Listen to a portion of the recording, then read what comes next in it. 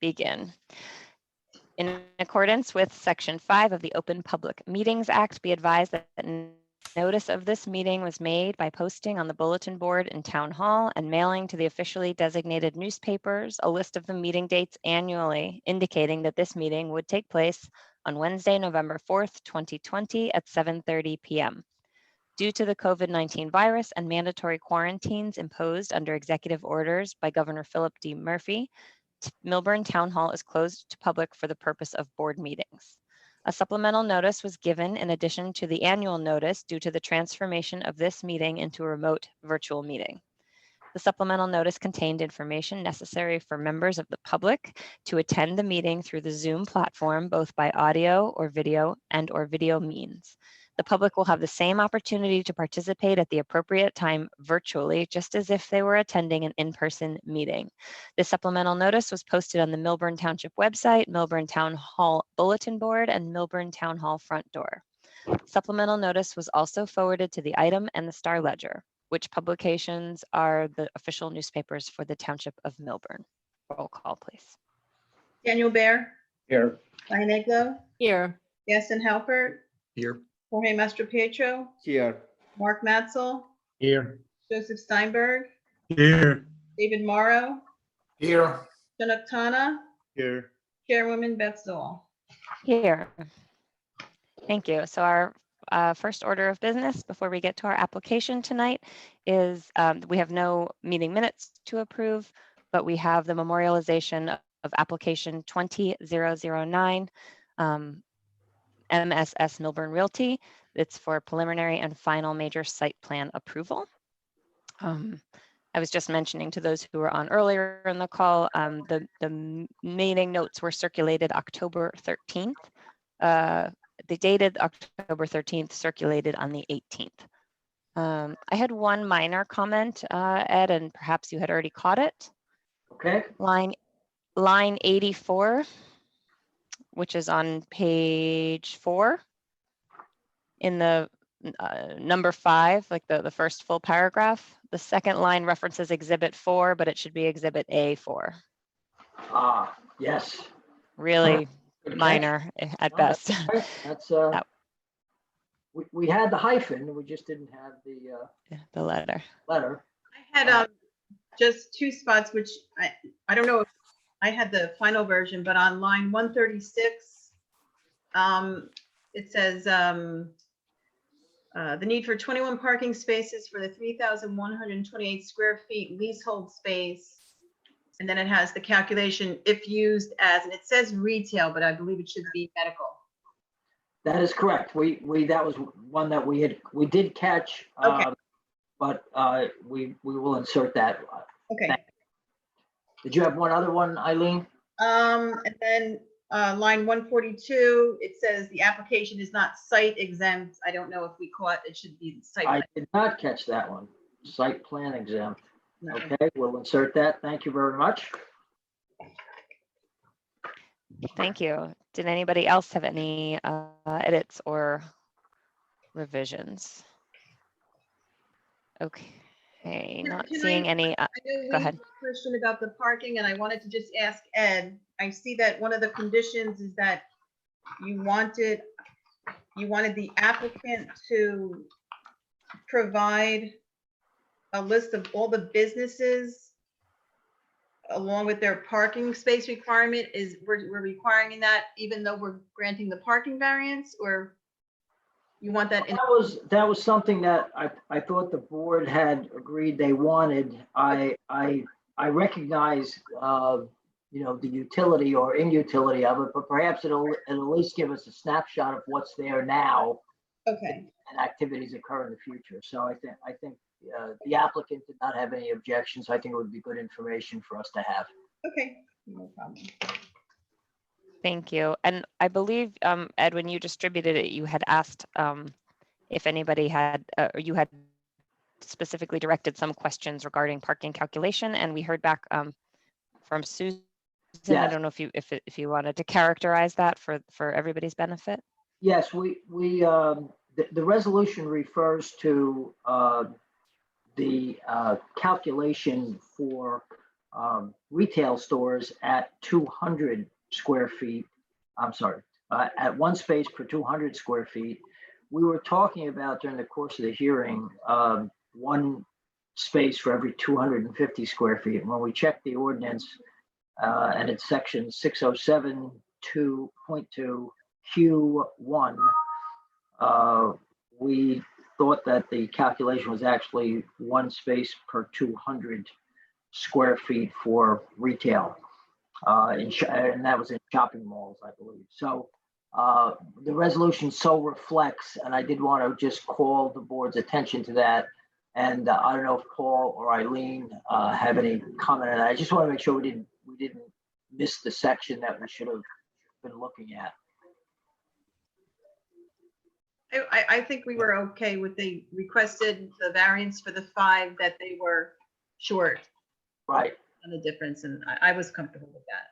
Okay. All right. Good. Thank you, Madam Chairwoman. Thank you. Thanks for calling our attention to that. Okay.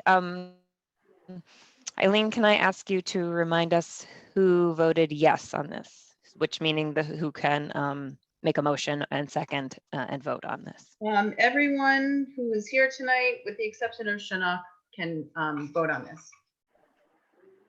Thank you. Does anybody make a motion to approve with the corrections? I so move. Do we have That's a second? to approve. Do we have a second? Second. Daniel Bear, Yes. Diane Aglo, Yes. Jorge Mastro Pietro, Yes. Mark Matzel, Yes. Tara's not here. Joseph Steinberg, Yes. David Morrow, Yes. Beth Saul. Yes. Okay. So memorialization for application 20009 is approved. And we are going to move on to our application for this evening, 20012 All right, I'm going to bring for preliminary and final. Bart Sheehan, who is Great. their attorney. And I just wanted to give Jennifer the opportunity bring to, her I up guess, as well.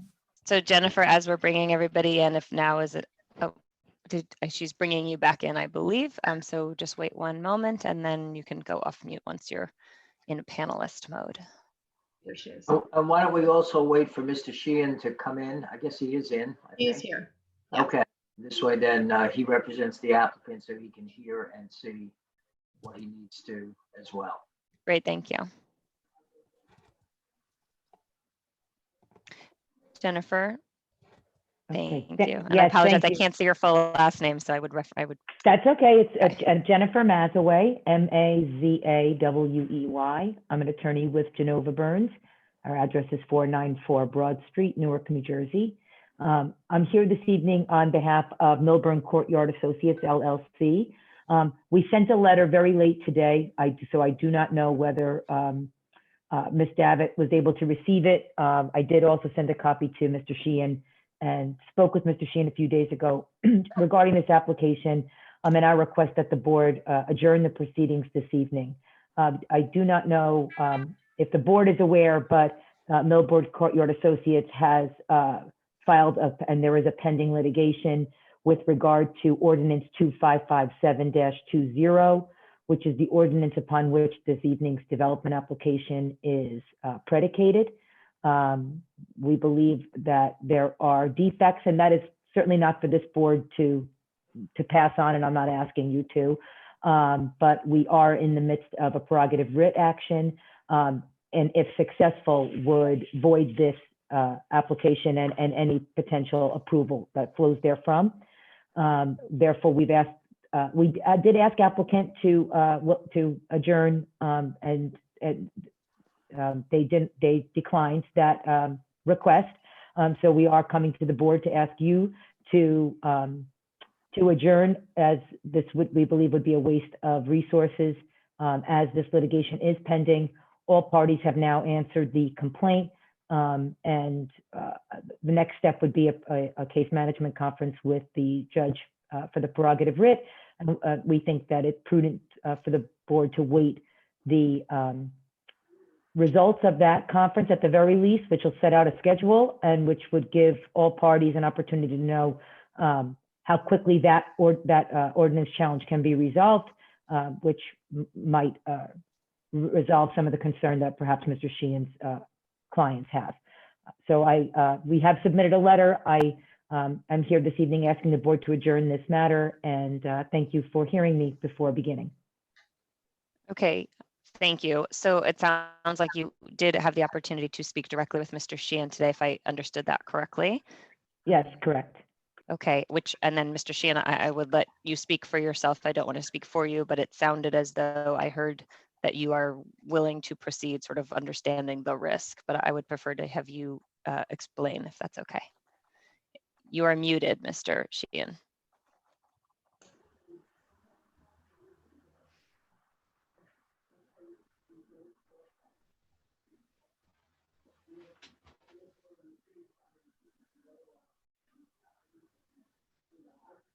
Can anyone hear me? We Now sure we- can.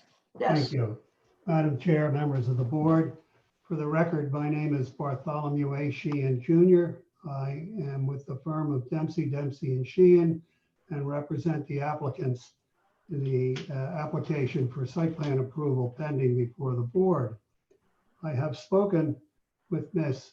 Mazaway, but I did not receive a copy of the letter. Notwithstanding that, it is the applicant's position that any delay in the procedures to develop this site has an adverse impact on the public interest in the delay of affordable housing and tax revenues that would result from the development of this site. Of telling significance, no request for a preliminary injunction was made in the filing of the complaint in lieu of prerogative writ. Why?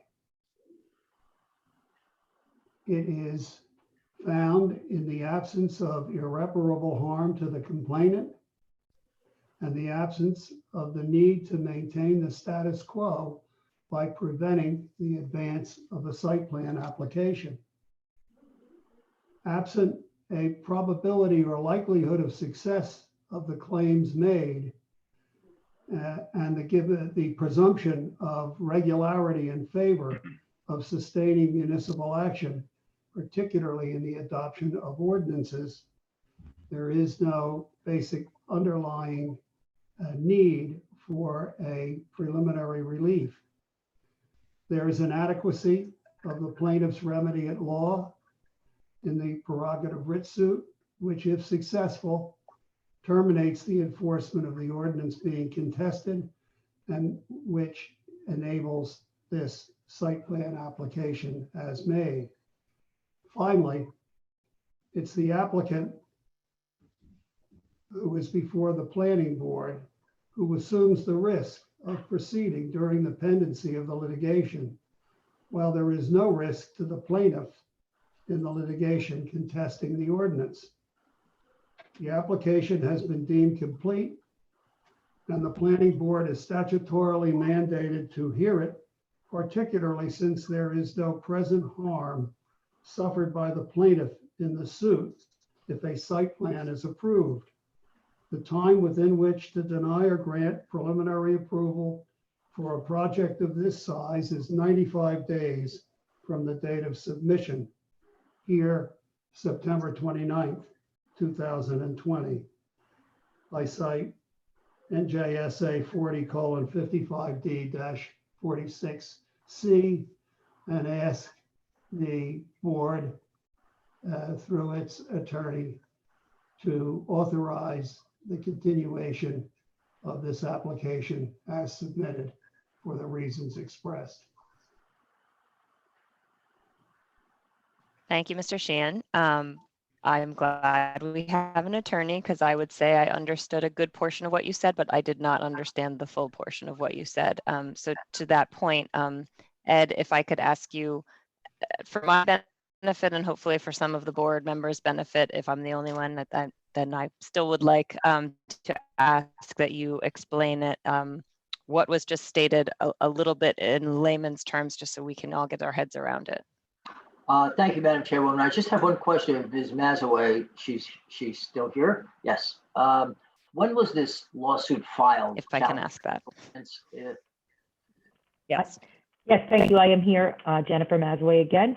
The litigation was filed on September 3rd. No, excuse me, September 4th.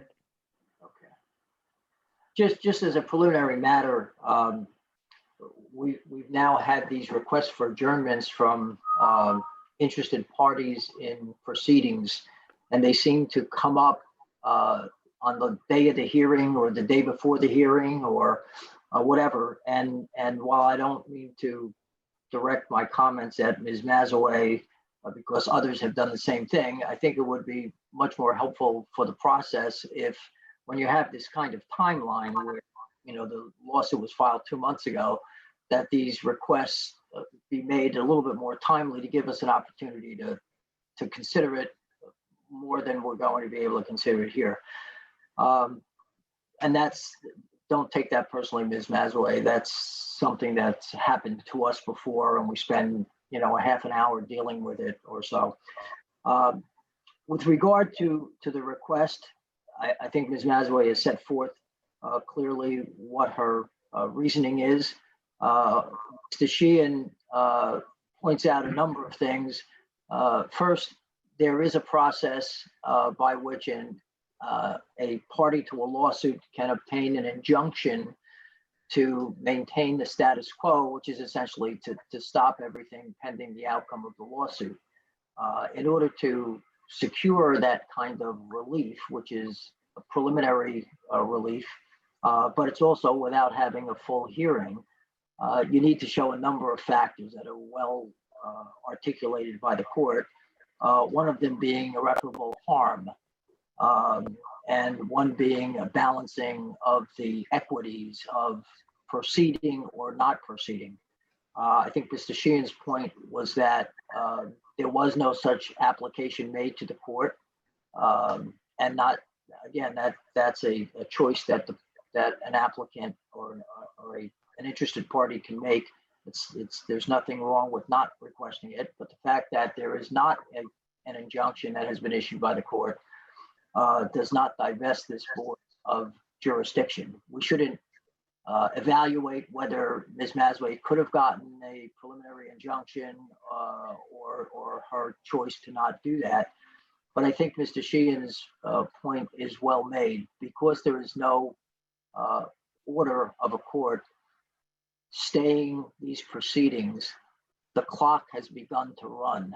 The statutory clock has begun to run under the municipal land use law. And we have, again, as was pointed out, 95 days from the date of completion to decide this case. We're coming up on the holidays for Thanksgiving and Christmas and so forth. And the end of the year, we may have board changes and so forth. So given the fact that there's no injunction, nothing preventing the board from hearing it, given the fact that the clock has begun to run and the risk is on the board, because if the board does not act timely, the applicant is entitled to an approval. So we effectively hand over the application to the applicant and we have no say in it. And I think the third thing is that as also pointed out, Mr. Sheehan recognizes that he's proceeding at his own risk, that if this board hears this case and if it decides the case, that decision may be questioned in the event that Ms. Mazaway or her client is successful in the litigation challenging the underlying ordinance under which this is proceeding. That's always something that an applicant has to understand. I've said that before to applicants. I didn't have to say it tonight. And the board, I recognize that perhaps it is like to have the night off as opposed to hearing an application. But as I said, I think we have the obligation to proceed. And given that, my recommendation to the board would be to proceed. Ms. Mazaway has preserved her record here And I think we can go forward. But that obviously is a decision the board should make. Thank you.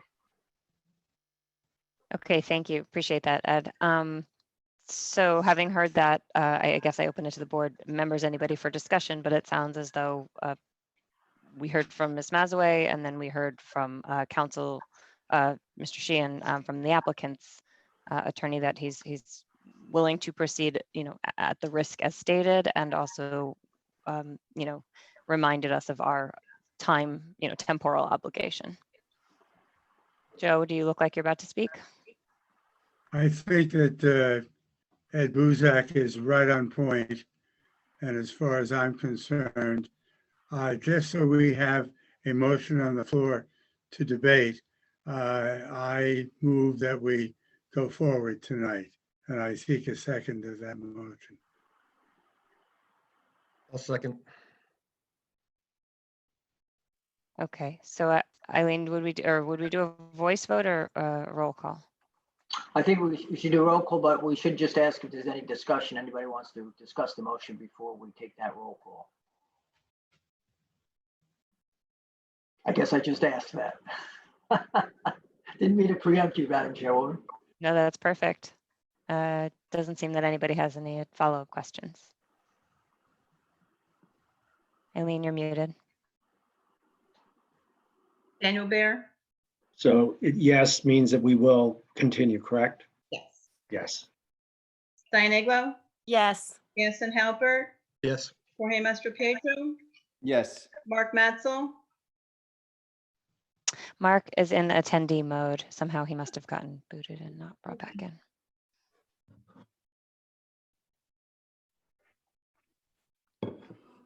Mark, you should be in now.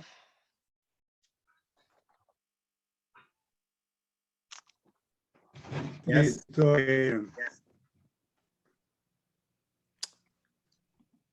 I thought I heard a yes. but- Yes. I heard a yes from him. Justin Sorry. Steinberg? Yes. David Morrow? Yes. John Octana? Yes. Beth Zoll? Yes. Okay, so thank you, Ms. Mazaway, for bringing that to us. Thank you. We're going to I'll- proceed. Yep, and I'll be remaining in attendance, and we'll be taking advantage of an opportunity to ask questions during the hearing. Thank you. Wonderful. Okay, thanks. Before Mr. Sheehan, I invite you to begin. I just want to, for everybody's benefit, just share the format for the evening for those who may be attending and have not participated in a Zoom planning board meeting, just so you have the quick rundown. We're going to proceed with the application. The board's attorney, Mr. Sheehan, who just spoke, will lead us off and begin by calling up his first witness to testify. Once that witness has given testimony on the questions asked, the board has the opportunity to ask questions of that witness. And at that point, once we have had that testimony and the questions from the board, then we turn to the members of the public. At that point, you would use the raise hand function in Zoom. Hopefully you have found that either somewhere near the bottom of your screen or possibly near the top if you're on a phone. You can raise your hand. We will bring you in here, the room that we're in, which is the panelist room. You'll have the opportunity to unmute yourself, ask your questions. We'll try to keep that to about 2 or 3 minutes per questioning. Following the full application, if we have heard from each witness and had the opportunity for, as each witness comes, everybody has the opportunity to ask questions of that witness. At the end, if anybody would like to make testimony, so be sworn in and just provide a statement, you will have that opportunity as well. That's at the very end of, that will be called when we say we're asking for testimony once all witnesses have been heard. Thank you for allowing me to share that. I should get that spiel a little quicker soon, but Mr. Sheehan, you may begin. Thank you, Madam Chair, members of the board. This is the first application involving the newly created RMF-AH2 zone. I note for the record that the ordinance amendment is, as previously discussed, subject to a prerogative writ suit contesting the adoption of the ordinance by the Township Committee on July 14th, 2020. Notwithstanding the suit, the applicant, for the record, presses ahead with this application understanding the potential risk of the litigation to the application. This application is a fully conforming site plan application for 53 units of residential living, 8 of which will be affordable housing units, thereby contributing to the satisfaction of the township's affordable housing obligation in an inclusory manner at a site which, by its unique location and history of vacancy, is particularly suited to receive it. As such, the proposed use promotes the general welfare in Millburn Township. The described use will be developed in a 2- and 3-story structure with 3,000 square feet of commercial space facing Millburn Avenue with 97 parking spaces on site. With the chair's accession, I am going to identify the witnesses who will be testifying, and I would ask if there is some manner in which they can identify the fact that they have joined the meeting. Yep, if you just tell me who you want me to bring over and I can do that. Right. Mr. Mark Yeager of MRY Associates on behalf of the ownership of the site. Okay, is he just Mark? I see him. I don't. Mr. Yeager, if you are able to raise your hand. Oh, yep. Okay. Thank you. Now, you can see him, but I could not, but he is there. Okay. Hold on. Next witness will be Michael Lanzafama of Casey and Keller, the civil engineer on the project. Is Mr. Lanzafama here? Yes. Yes, Mark is at the very top, Eileen, of the attendee list. there he I is. don't know if you see I got him. it. Mhm. Every time they do something, they Oh, it shifts the order. There's Mike. I have him and I have Mike Lonsafon. So they're both here. Right, the next witness will be Stuart Johnson of Minnow and Wasco, architects for the project. Okay. There's Mr. Johnson. Craig Paraguay of Dynamic Engineering regarding traffic engineering aspects of the project will be offered at the second hearing. I'm not sure that he is in attendance or that he need be. Yeah. Okay. Okay. And finally, Mr. Glenn Haydu, also of Minnow and Wasco, will be in attendance as required on the issue of sustainability in relationship to the project. If there are any questions with this introduction, I would be glad to try and answer them at this time. If not, I would ask the chair to admit Mr. Mark Yeager to be sworn for the purpose of testifying in this matter. Thank you. Yes, and just to confirm it, it's probably what you're planning already, but we would prefer it to be individual witnesses sworn in and to provide testimony on an individual basis so that we don't get crossed with questions between witnesses. So you were intending to just have Mr. Yeager sworn in to do initial questioning with him, correct? Yes, ma'am. Thank you. That's the preference. Thank you. Go ahead. Mr. Yeager, if you just raise your right hand, please. Do you swear affirm the testimony you're about to give in tonight's hearing to be the truth, the whole truth, nothing but the truth? I do. Do you just state your name, spelling your name for the record, please? Yes, Mark Yeager, Yeager. Thank you. Mr. Yeager, for the record, can you identify your company and give the board an overview into what your company is about and what it has done? Certainly. Good evening, everyone. My name is Mark Yeager, and I've been a commercial real estate developer for over 30 years. I've completed numerous office, retail, and multifamily residential projects in the northern New Jersey marketplace. And for the past 11 years, under my current company of MRY Associates, I have primarily focused on creating projects in train line centric towns and have created several transit-oriented development projects in town, such as Summit, Madison, Morristown, and Westfield. What is your current relationship with the owners of the subject property? So I am the joint venture development partner of Beehive Properties and Jeff Arnold, the owners of the Hearth family property in the Wells Fargo Bank building located at 397 Millburn Avenue, which are the subjects of the application in front of the planning board tonight. Lot 1 is currently co-owned by Beehive and Jeff Arnold, and Lot 7 is currently owned by Jeff Arnold. As consideration of these two lots began, Mr. Yeager, how did you prepare for a recommendation to develop this site? I believe it's important to understand the history and context of a site in order to develop a well thought out and a contextual development proposal that is consistent with the site's history and reflective of its future potential.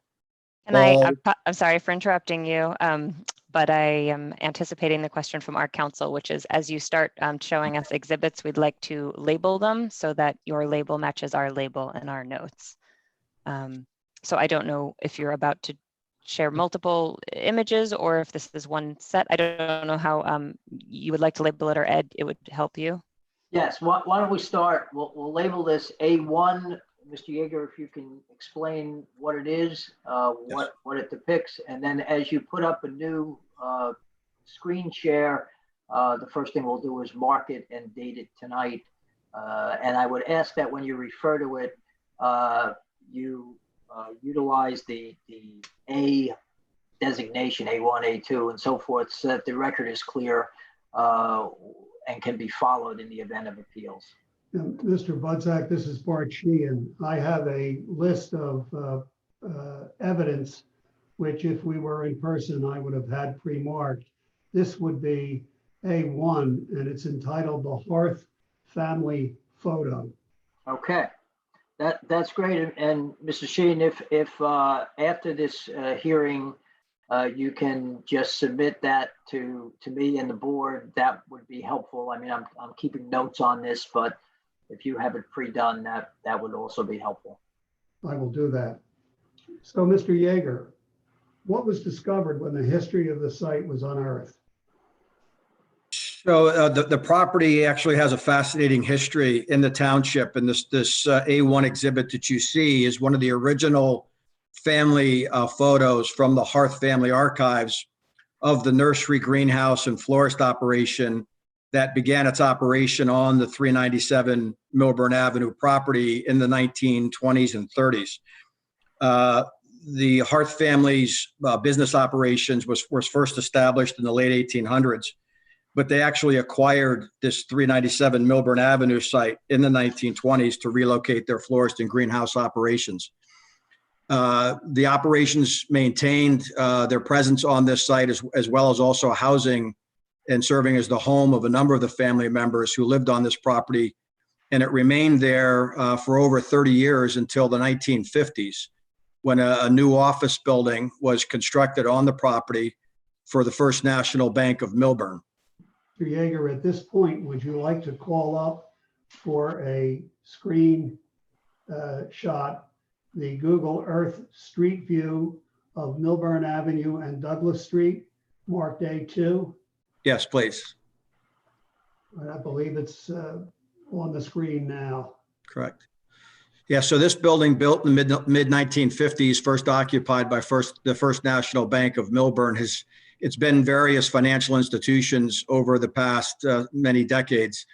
And then along with certain renovations and expansions that have been completed over the years, until most recently, when as you know, the Wells Fargo Bank Group vacated the premises in December of 2018. Descendants of the Hearth family have continuously owned this property for this entire time, and which now almost exceeds 100 years. When it became apparent in early 2018 that Wells Fargo would be vacating the building, the family contacted me through a mutual acquaintance to assist them in creating a plan to redevelop the property into something more appropriate and relevant for today's suburban downtowns. At no time did the family express any interest in selling the property, but instead, because of their history and sentimental attachment to the property, very much wanted to align themselves with a real estate professional who would share their vision to transform the property into something new, modern, and beneficial to the township of Millburn, and something that ownership, township officials, and the township's residents could be proud of. Now, Mr. Yeager, in addition to the history of the site, did you also survey the context of the neighborhood in which the site exists? Yes, we certainly did. So if we could put up the Google Earth shot of the aerial of the property. Right, this will be marked A3, and it's entitled Google Earth Existing Area Conditions from Casey and Keller cover sheet. So as you can see from this aerial photo, the lots 1 and 7, the 397 Millburn Avenue property and the lot 7 on Spring Street, you can see highlighted in yellow there, equate to about 1.5 acres of property. As you can see, the building occupies about 13,000 square feet, and the balance of the site is largely asphalt paved and has historically been used for parking associated with that building. I think the best word that would describe the subject property is transitional. This is one of the few, or perhaps the only property in the area of the downtown that borders not one, but actually 2 residential neighborhoods. The R6 zone lies immediately west of Douglas Street, and the R7 zone lies directly south of Millburn Avenue. Further complicating the site's location is that all of the properties to the north of the subject site on Essex Street are zoned P, public use, and house municipal uses for police, fire, and the Department of Public Works, while one of the township's primary commercial zones, the B4 zone, lies to the east.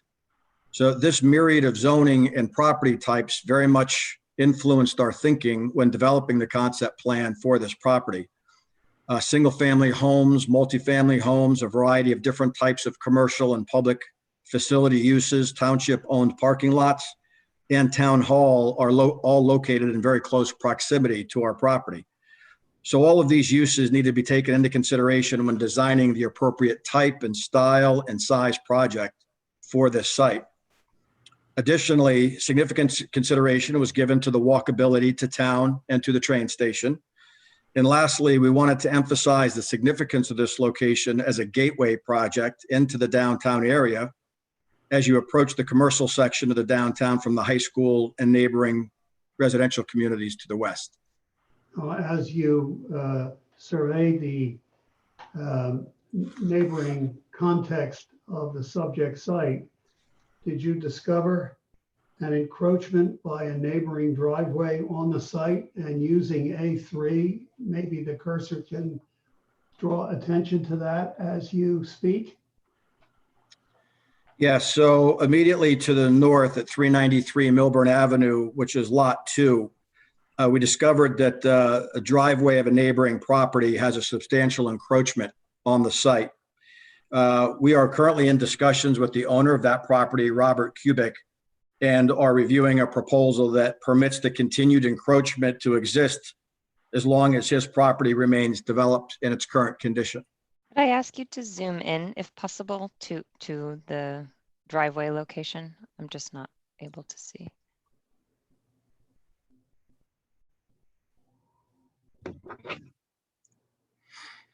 Yeah, so if you see where the hand or the cursor is currently pointing, you can see the yellow property line. And you can also see the outline of the driveway of the encroachment now being colored in with the pink marker. Thank you. So, Mr. Yeager, in developing your proposal for the site, have you designed around this encroachment by the Kubrick driveway? Yes. Our project sits almost 20 feet back from the actual property line and about 30 feet away from his building. Right, based on your review of the history of the site and the context of the neighborhood, what conclusion did you come to? We believe that the site was an ideal opportunity for the development of a transit-oriented residential multifamily project with the inclusion of an affordable housing component. Well, the site was previously in the B4 district. Was such a project permitted in that zone? No, it would not have been. But what's important to note is that the only nonconformity to the B4 zone would be the requirement for ground floor commercial space on all street elevations. And no one that we had spoken to or worked with throughout this process had thought that ground floor commercial space, particularly on the Douglas Street and Essex Street frontages, was appropriate in such a transitional location. All right, then what steps did you and the owners take to present a proposal to the township to create a redevelopment plan, excuse me, for the subject site? We initially approached members of the administrative staff with conceptual discussions of our thoughts and what our plan could potentially be. With encouragement from that group, we then held preliminary discussions with the township planner, and eventually a preliminary plan was proposed to the governing body, who also appeared receptive.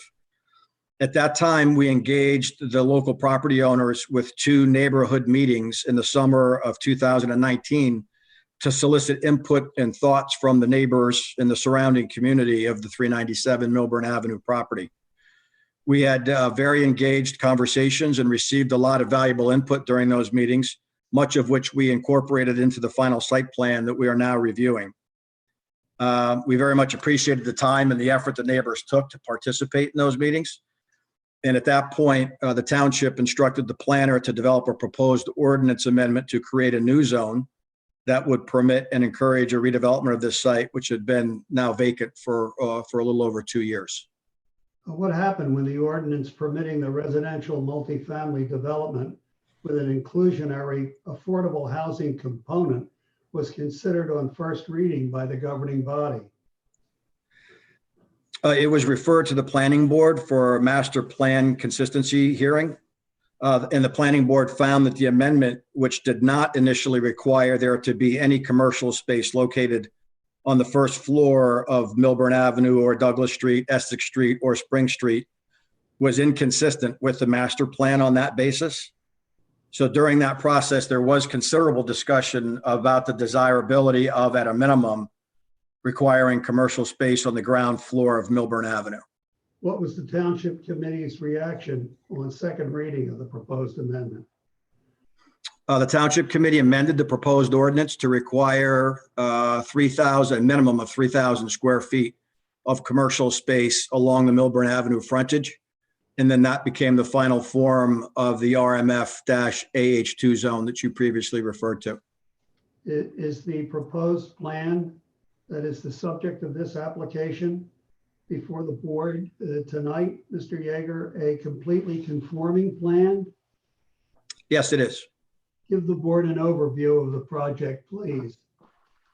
So you covered a number of the highlights in your introduction, Bart, but just to remind the board, the project as currently contemplated contains the following elements. It's a 3-story elevation on Millburn Avenue that transitions to 2 stories on Essex Street as you work your way up the grade, about a 10-foot grade differential from Millburn up to Essex along Douglas Street. 53 total units, 45 market rate units, and 8 affordable units. The market rate units would be a combination of 1 and 2 bedroom units, some with dens, and the affordable units are a combination of 1, 2, and 3 bedroom units as required by statute. The plan includes both indoor and outdoor amenity space that would include fitness areas, club rooms, and other activity and relaxation gathering areas. It also includes tenant storage closets that would be located in the underbuilding parking garage. It contains 3,000 square feet of commercial space located along Millburn Avenue. And lastly, the plan includes 97 covered and publicly shielded parking spaces, of which 93 would be allocated for the residential component and 4 spaces would be allocated for the commercial component. Is it the intention to have on-site management for this project, Mr. Yeager? Yes, we would anticipate there would be an on-site superintendent who will be supported by additional off-site property management personnel. And does the site plan as filed propose an on-site generator? The site plan as submitted did not contemplate a generator, but upon further consideration, we will likely look to amend the site plan to include a site-mounted generator as part of a future submission.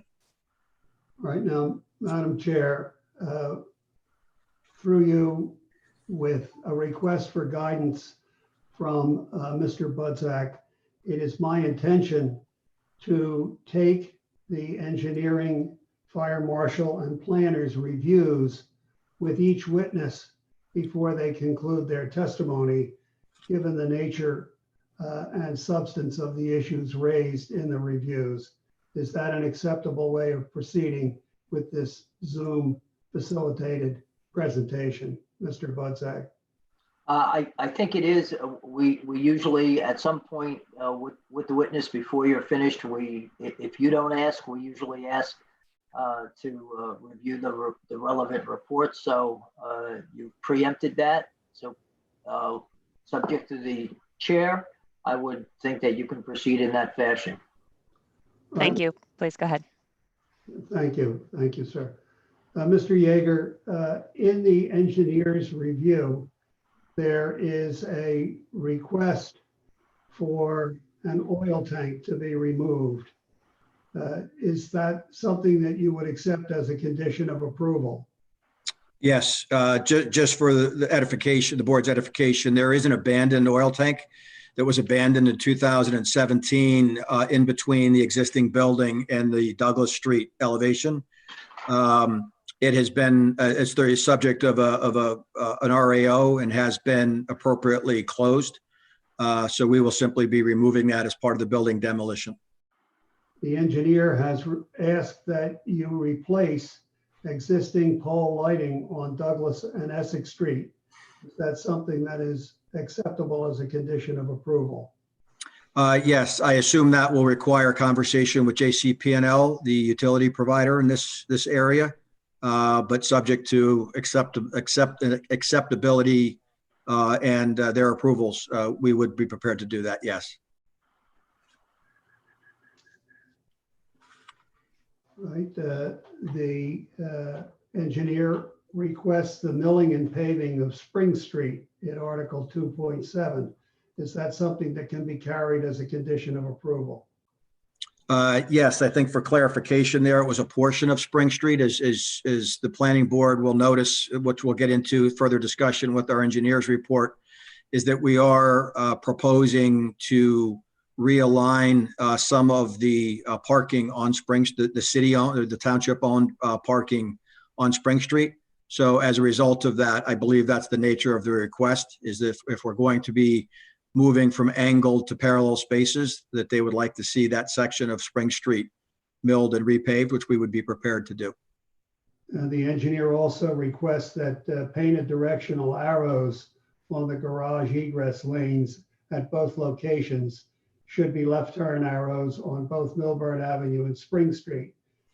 In addition, one-way regulatory signage should be erected on the street opposite the driveways. Is that something that is an acceptable condition of approval? Yes, it is. Do you agree to merge lots 7 and 1 in block 1211? Yes, we do.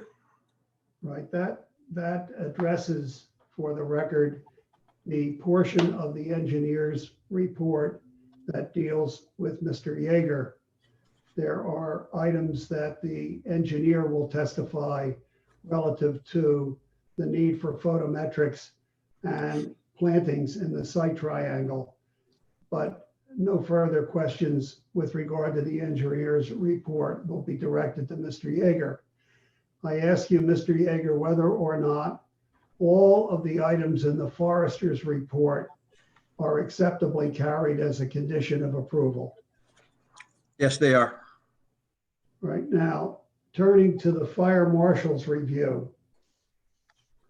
The fire marshal has requested certain fire sprinkler services, fire rated barriers, and draft stopping.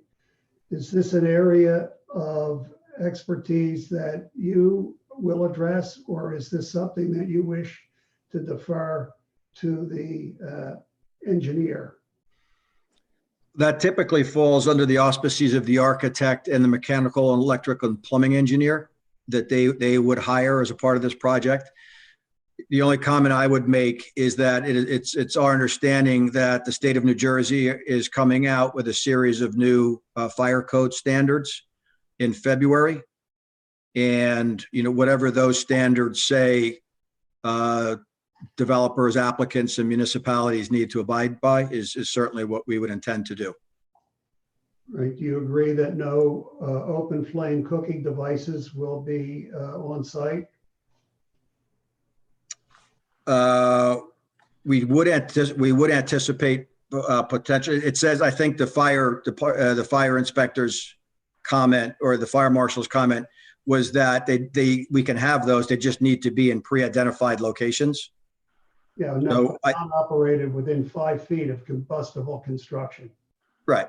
Yeah. So we would put them in the appropriate places. We would anticipate potentially having grills. So I wouldn't say that we wouldn't have them. I would just say that we would follow the fire marshal's recommendations as to where they could be located. With regard to the storage of liquid propane tanks? Yeah, we would not anticipate having liquid propane tanks on this site.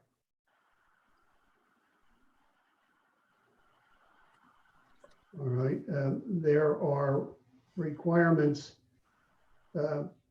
established in the report of the battalion chief in which he asks for PDF AutoCAD plans, a knockbox, and compliance with the identification ordinance. Are those items that can be carried as conditions of approval? Yes. Now, Mr. Yeager, in the fire review, there are items dealing with emergency responder radio signal coverage, photoluminescent pathway markings, and firefighting access at the site. What is your response to those items conveyed in items 4, 5, and 6 of the battalion chief's report? I would assume that those would be the subject of discussion during plan development with the fire marshal in the township. I'm not sure that there's anything there that we object to, but I think there's some question and clarifications required as to what exactly he is requesting. So I think those particular things are all items that we would anticipate meeting with the fire marshal during our plan development so that we may address those to his satisfaction. Right now, what experts have you consulted with in the preparation and presentation of this application, Mr. Yeager? We have retained Casey and Keller as our civil engineer, Minnow and Wasco as our architect and sustainability design professionals, and Dynamic Engineering as our traffic engineer. Now, did you instruct the architect, Stuart Johnson, to cause a rendered elevation of this project to be developed? Yes, we did. Would you Stuart, like that rendered elevation to be called up and marked as A4, described as the Minnow Wasco rendered elevation of the Millburn Avenue and Douglas Street elevations? yes, please. All right, it's up there. Please describe it in your own words. Yeah, as you can see, this is a depiction of the proposed project from the Millburn Avenue and Douglas Street intersection. In the rendering, you can see the 3-story elevation on Millburn Avenue. And you can see that it transitions up the grade to the left on Douglas Street into the 2-story elevation on Essex Street. The Millburn and Douglas Avenue intersection would house the primary and ornamental lobby entrance, which you could be seen here. There would be another more functional lobby located on the opposite corner of the building at the intersection of Essex and Spring Street, which would be more closely located towards the train station and portions of the downtown. That's also what we will use to centralize operations like trash and mail and move-ins, etc. This particular view also illustrates the commercial space anticipated along Millburn Avenue that we previously discussed. And Stuart Johnson, our architect for Minnow and Wasco, will present during his own testimony many more details on the programming, the design, and the architectural elements themselves of the project. All right, thank you, Mr. Yeager. I have no further questions of this witness and would submit them to the examination of the board and members of the interested public, Madam Chair. Thank you. I would ask, I may ask you to reshare, but if I can ask you to unshare just so I can see the full members of the board, whoever is sharing the screen. Thank you. Anybody have a question for this witness to start? Mr. Bear. Actually, I have a question for our planner. If I could ask our planner a couple questions, would that be okay? Sure. Yep. Paul, I just want, for my own edification, I want to be clear about the process. So obviously I distinctly remember the preparation of the master plan, you know, identifying the site as a future development site for residential, commercial, either commercial or residential along Millburn Avenue. I believe that's what the master plan said. And then we got the zoning sent to the planning board, and we reviewed the zoning. We found the zoning to be inconsistent with the master plan. So at that point in time, that was sent back over to the township committee to review and opine on. And it was my understanding that why don't I just ask you if you could tell us what was your discussion about that resulted in the township committee going against the ruling of the planning board? Is that directed to me, Mr. Bear? No, it's directed to Paul Phillips. Yeah. Thank you. And before Paul, you answer, I'm going to ask Mr. Fishman if he would be kind enough to swear you in so that we have the record straight, since you typically don't attend all our meetings and we don't do this at the beginning of the year. Mr. Fishman? Yes. Do you swear from the testimony about to give in tonight's Zoom hearing to be the truth, the whole truth, nothing but the truth? I do. If you just state your name for the record. Paul Phillips, Phillips. Thank you.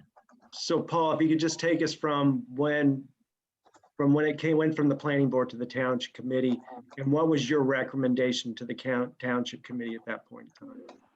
So at the time, the planning board, Dan, was considering the master plan amendment. There wasn't a finalized ordinance. There was clearly a concept that was developed for the property.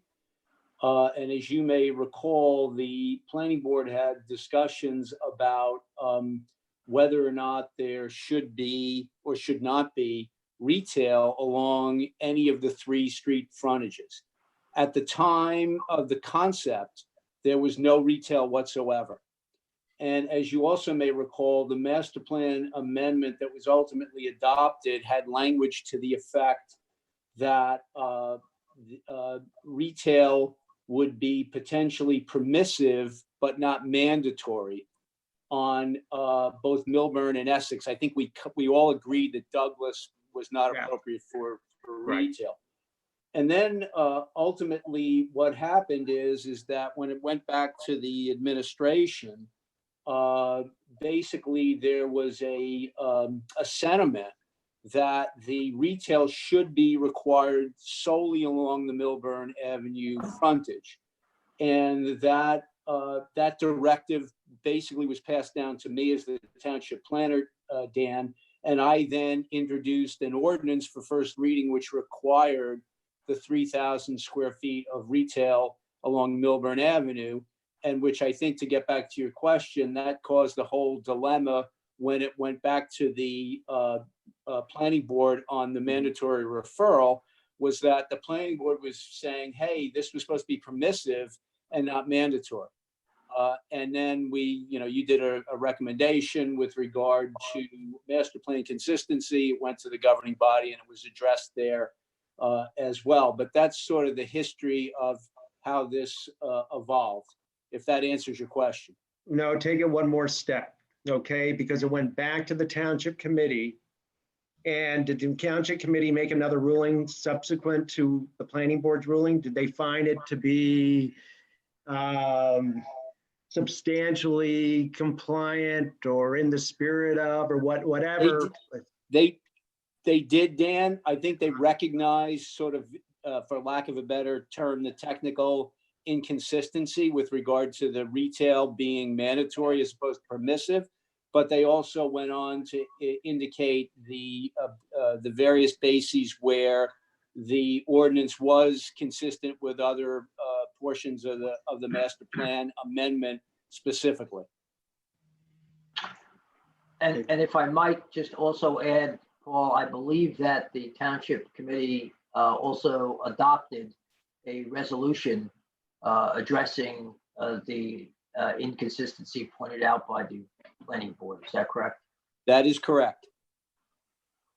But it was adopted recognizing the inconsistency, but the point was made that it was substantially consistent. Is that the term that was used? Or was in the spirit of, do you remember? Yeah, I can't recall the exact language that went in the resolution, Dan, but it's, yes, it pointed out the one technical consistency, but as you also may recall, everything else that was included in that master plan amendment, the ordinance was deemed to be consistent with. Okay, thanks, Paul. Appreciate it. You're welcome. Okay, thank you. Other questions, Gaston? Actually, this is another one for Paul. Paul, why was the retail taken out of Essex Street? Well, the retail was basically, I think what happened, again, I got a directive back from the administration, was that ultimately they only wanted the retail to be on Millburn Avenue. I think and I'm sort of speculating, but I think the township committee agreed that in addition to retail not being appropriate on Douglas, it also wasn't appropriate on Essex. And I think ultimately the balance that was found was, let's at least mandate it and keep it on the Millburn frontage, which in my professional opinion, if you're going to do it anywhere, was the place to do it. Okay, thank you. Other questions? Okay, I had a question for Mr. Yeager, and perhaps it's just regarding something that you said. You may not be the appropriate person to follow up with testimony, but just making sure I heard. Can you just repeat, was it 3,000 square feet of commercial? Did I hear you? Yes, that's correct, 3,000 square feet. And you said on site you will locate 4 parking spots. So there's 97 on-site parking spots, of 4 which to be dedicated, yeah. 4 would be dedicated for employees of that 3,000 square feet of commercial space. The balance would be dedicated for residential tenants of the building. Okay, and are there, I guess I'm not as familiar with our code, and I don't know, Paul, if I can put you on the spot, but so that's a ratio of like 1 spot to 750 square feet that's being provided, created on site. Yes, I think your math is correct. The way the ordinance also reads is that the minimum space is required for the retail here based on 3,000 square feet would be 3. As I understand the proposal, they meet the residential requirement of 1.75, which is relaxed somewhat from RSIS, and they're devoting that 1 additional space, as Mr. Yeager indicated, to the retail. Perfect. Okay, thank you for clarifying and stepping me through that. Thank you. Shanak, you are muted. Yeah. Thank you. Sure. This is a mess. Question for Mr. Yeager. Could you restate your relationship with the ownership here? I understood that Beehive owns the bigger lot. Mr. Arnold owns lot 7. I didn't understand how you were a part of the equation here, if you don't mind. Yes, sir. So clarification. So Mr. Arnold and Beehive jointly own lot 1, the bank property. Mr. Arnold owns selectively by himself the lot 7. So I was brought in to be the joint venture development partner. So I would be responsible for creating the development team, putting the development team together, the architects, engineers, planners, et cetera, working with them on the design and this stage of the process, the approvals. We will be forming a joint venture where I will become a partner and an owner of the property upon receipt of approvals and moving forward then through the construction process. So I would be responsible for hiring the contractor, securing the financing, getting the project built, going through the leasing, and then working through the ongoing management of the building upon its completion. Thank you. Just to follow up for Eileen here, I don't know if the ownership disclosure needs to be amended. I only see reference to the Beehive ownership in the application, not just a technical thing at some point. It's a little different as stated by Mr. Yeager. Well, I think, again, just for clarification, and Mr. Buzak, you could comment too. So I am not technically, I'm not an owner of the property No, today. I didn't. Will be upon. I got that part. There's only reference to ownership of lot 1, I believe, from the way you described it in the disclosure in the application. It only refers to Beehive Properties, not Mr. Arnold. So I'm just pointing that out. I don't think it's a big deal. I don't know if it matters. I'll defer to Mr. Sheehan on that. Yeah, my understanding, Sarah, on that is that the question came up and that it was subsequently clarified. I have the particulars of the ownership, which I can supply to the board independently, but it was my understanding that the ownership interest, as originally stated, was sufficiently clarified. If it was not, then we can provide in writing a detailed description of the ownership as Mr. Yeager has done it this evening. Sure. I Thank you. defer to Mr. Budzak and Ms. Davitt in that regard, but your concern will most assuredly be satisfied in one way or another. Thank you.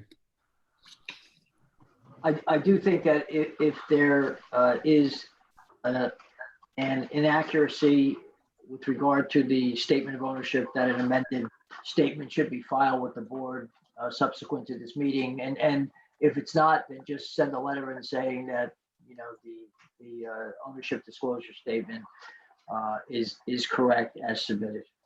Thank you, Mr. Sheehan. Thank you. It'll be clarified. Thank you. Other questions from members of the board for Mr. Yeager? Okay, seeing none, I ask the members of the public, please use the raise hand function if you would like to ask questions of Mr. Yeager based on his testimony. And I see Ms. Mazaway has a question to kick us off. Welcome back.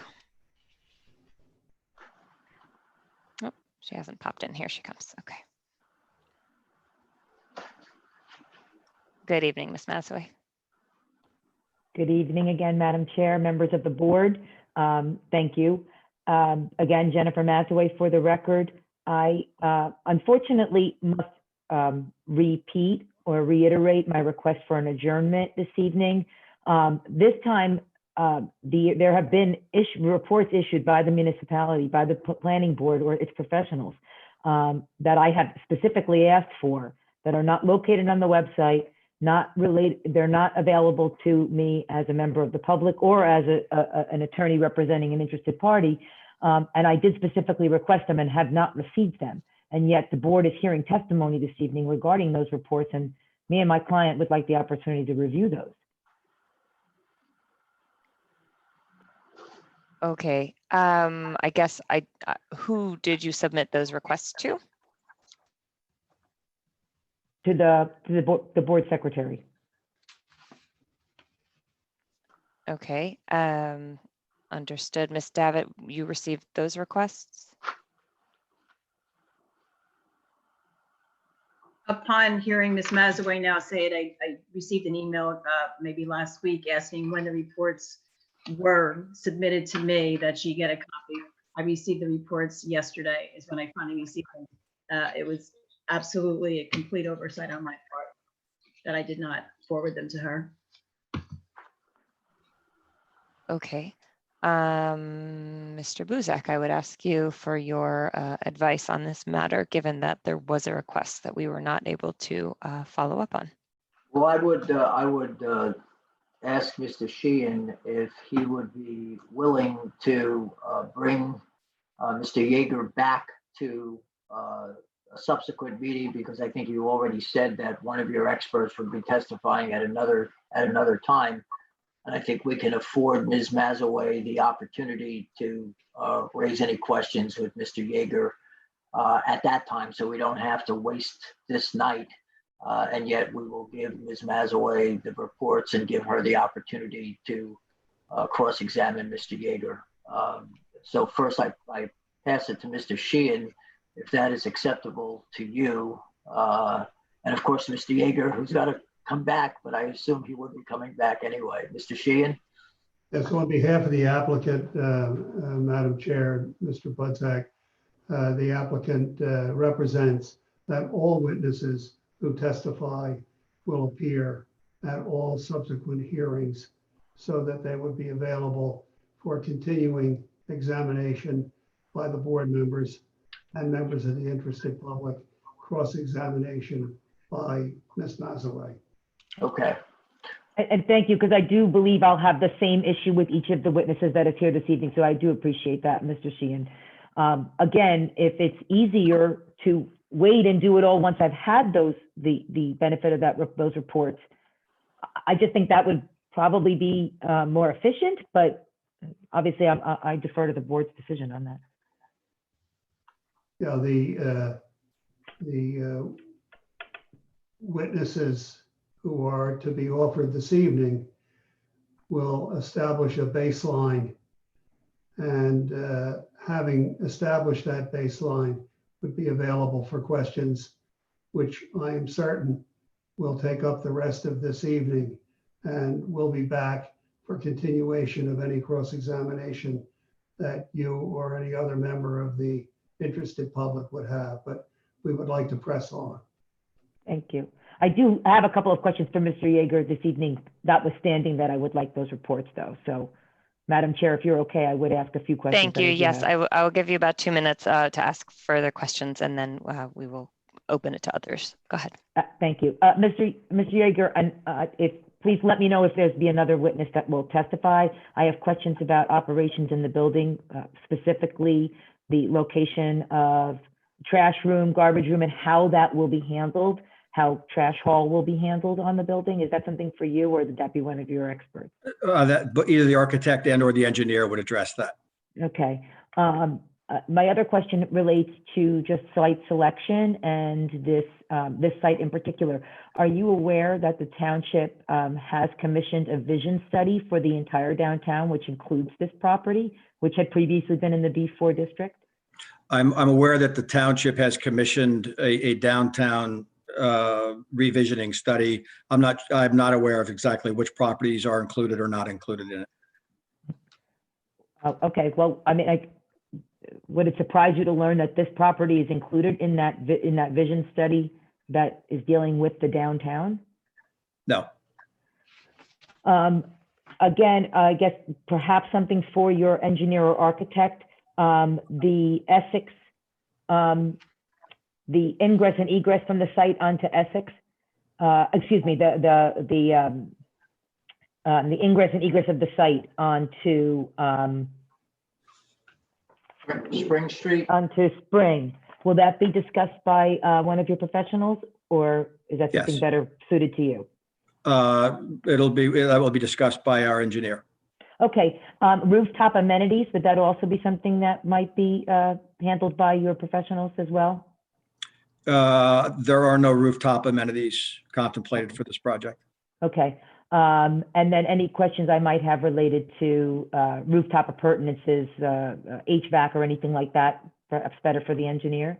For the architect, yes. Architect. Okay, thank you. That's all I have for Mr. Yeager at this point. Thank you. Thank I you, do Ms. reserve Massey. I do reserve my opportunity, Madam Chair, at a subsequent hearing related to either other testimony this evening or to the reports that we receive. Yes, understood. Yes, absolutely. Thank you. Okay, if there are other members of the public who have questions for Mr. Yeager, please feel free to use the raise hand so we can bring you in if you have additional questions. Not seeing any just yet. Okay, Mr. Yeager, I would like to ask one follow-up question based on what I just heard from Ms. Mazaway. You did mention nothing is proposed for the rooftop. You also did testify to the planner's question, not the planner, the fire marshal regarding the generator. Yes. Where would that be proposed to be located? It would most likely be located on the north side of the building in the vicinity of the green space between our building and the 393 Millburn Avenue property. I testified earlier that our building is set back 20 feet from the property line. Mm-hmm. So we currently anticipate that that would be a location, as our site plan shows, for our electrical transformer. We also think that's probably a logical place to also locate a building generator, if that's the So you're direction we decide. sorry, I'm just make sure I understand. You mean at ground level? Yes, it would be a pad mounted ground level transformer. Okay, and that has taken into consideration flood zones and Yes, we have not fully designed it just yet, obviously because it's not on our site plan, but we would certainly take all those things into consideration. okay. And I guess, Paul, I don't know, do we have specific elevation? I know certain parts of the downtown, which were in the B4, have elevation requirements. Would that be something I don't believe we address? I don't know if that applies in the RMFAH zone. Yeah, there are no specific requirements in this ordinance, but the applicant would still be bound by general requirements in the ordinance with regard to any rooftop appurtenances and any exceptions that may be available along those lines as well. Right, and just making sure he's talking about putting the generator on the ground level, and so I'm just talking about what elevation above, like developing. I remember developing at ground level with flooding concerns is already an issue regarding buildings, let alone electrical. So I guess anything that is designed would have to be in compliance. That would be correct. I don't know if there's any specific requirements of the zoning. I would defer both to Eileen and to Martha on that. And okay. The applicant should obviously be in a position to address any flooding issues and compliance with any applicable standards, including standards that might be state as opposed to municipal. Well, this area is not in a flood zone. Okay, thank you, Martha. Yeah. Okay. Madam Chair, as the application moves forward, we will propose a revised site plan with the location of the generator, and we'll have testimony from the civil engineer with regard to all applicable regulations of a municipal and state nature. Thank you very much. Okay. Thanks. Mr. Matzel, you have a question for this witness, Mr. Yeager. Yes, thank you, Madam Chair. I have three really brief questions. I'd like to see you build the facility to a minimum LEED Silver standard and certification. The second point, the second point is of the 97 parking spaces, I would really like to see no less than 5% to be EV charging stations. Can you hear me? We can hear you. Yeah. And that would be a minimum of 5. More is better. And third point is, as you're increasing site impermeability to 7,200 square feet, it would be great if you use permeable pavers, bioswales, for rain gardens to retain stormwater on site with the goal of capturing about 2 inches of stormwater per rain event.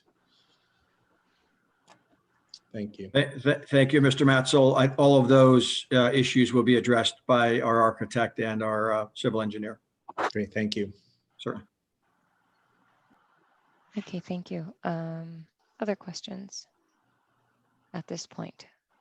Right, the next witness to Oh, test- I apologize. I did see one more from Gaston. I apologize, Mr. Sheehan, for Sorry, cutting you off. I'm intrigued by the generator now. What is the fuel source of the generator going to be? It would be anticipated to be natural gas. Natural gas. Okay, great. Thank you. Thank you. Was there any additional question? Okay, thank you. Okay, sorry, Mr. Sheehan, you can continue, and I would just we're dawning on the 9 p.m. hour. The hope is we are going to go no later than 10:30 p.m. So depending on how our next witness goes, we'll see if we should continue after that or break after that. Just wanted to give everybody the heads up. Thank you. The next witness to testify for the applicant is the civil engineer, Mr. Michael Lansafama, and I ask the chair to admit him to the platform to be sworn and introduced for that purpose. Okay, Mr. Lansford, do you swear affirm the testimony about to give in tonight's Zoom hearing to be the truth, the whole truth, nothing but the truth?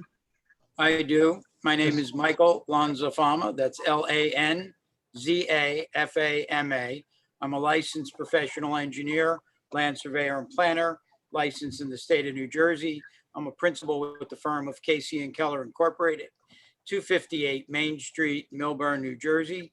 I've testified before this board on numerous occasions, and I would be testifying as the site civil engineer, project civil engineer, and land surveyor this evening.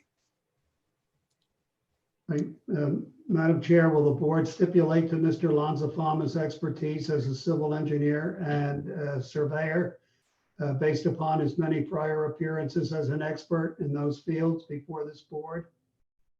Yes, thank you. He will be accepted as such. Mr. Bear, you have two questions. Yeah, I would ask that Mr. Lansafama also be sworn in as a professional planner since he did prepare the environmental impact statement. All right. Yes, I acknowledge the fact that I'm also a professional planner and have been accepted by this board as such and have prepared numerous environmental impact statements for numerous projects throughout the state.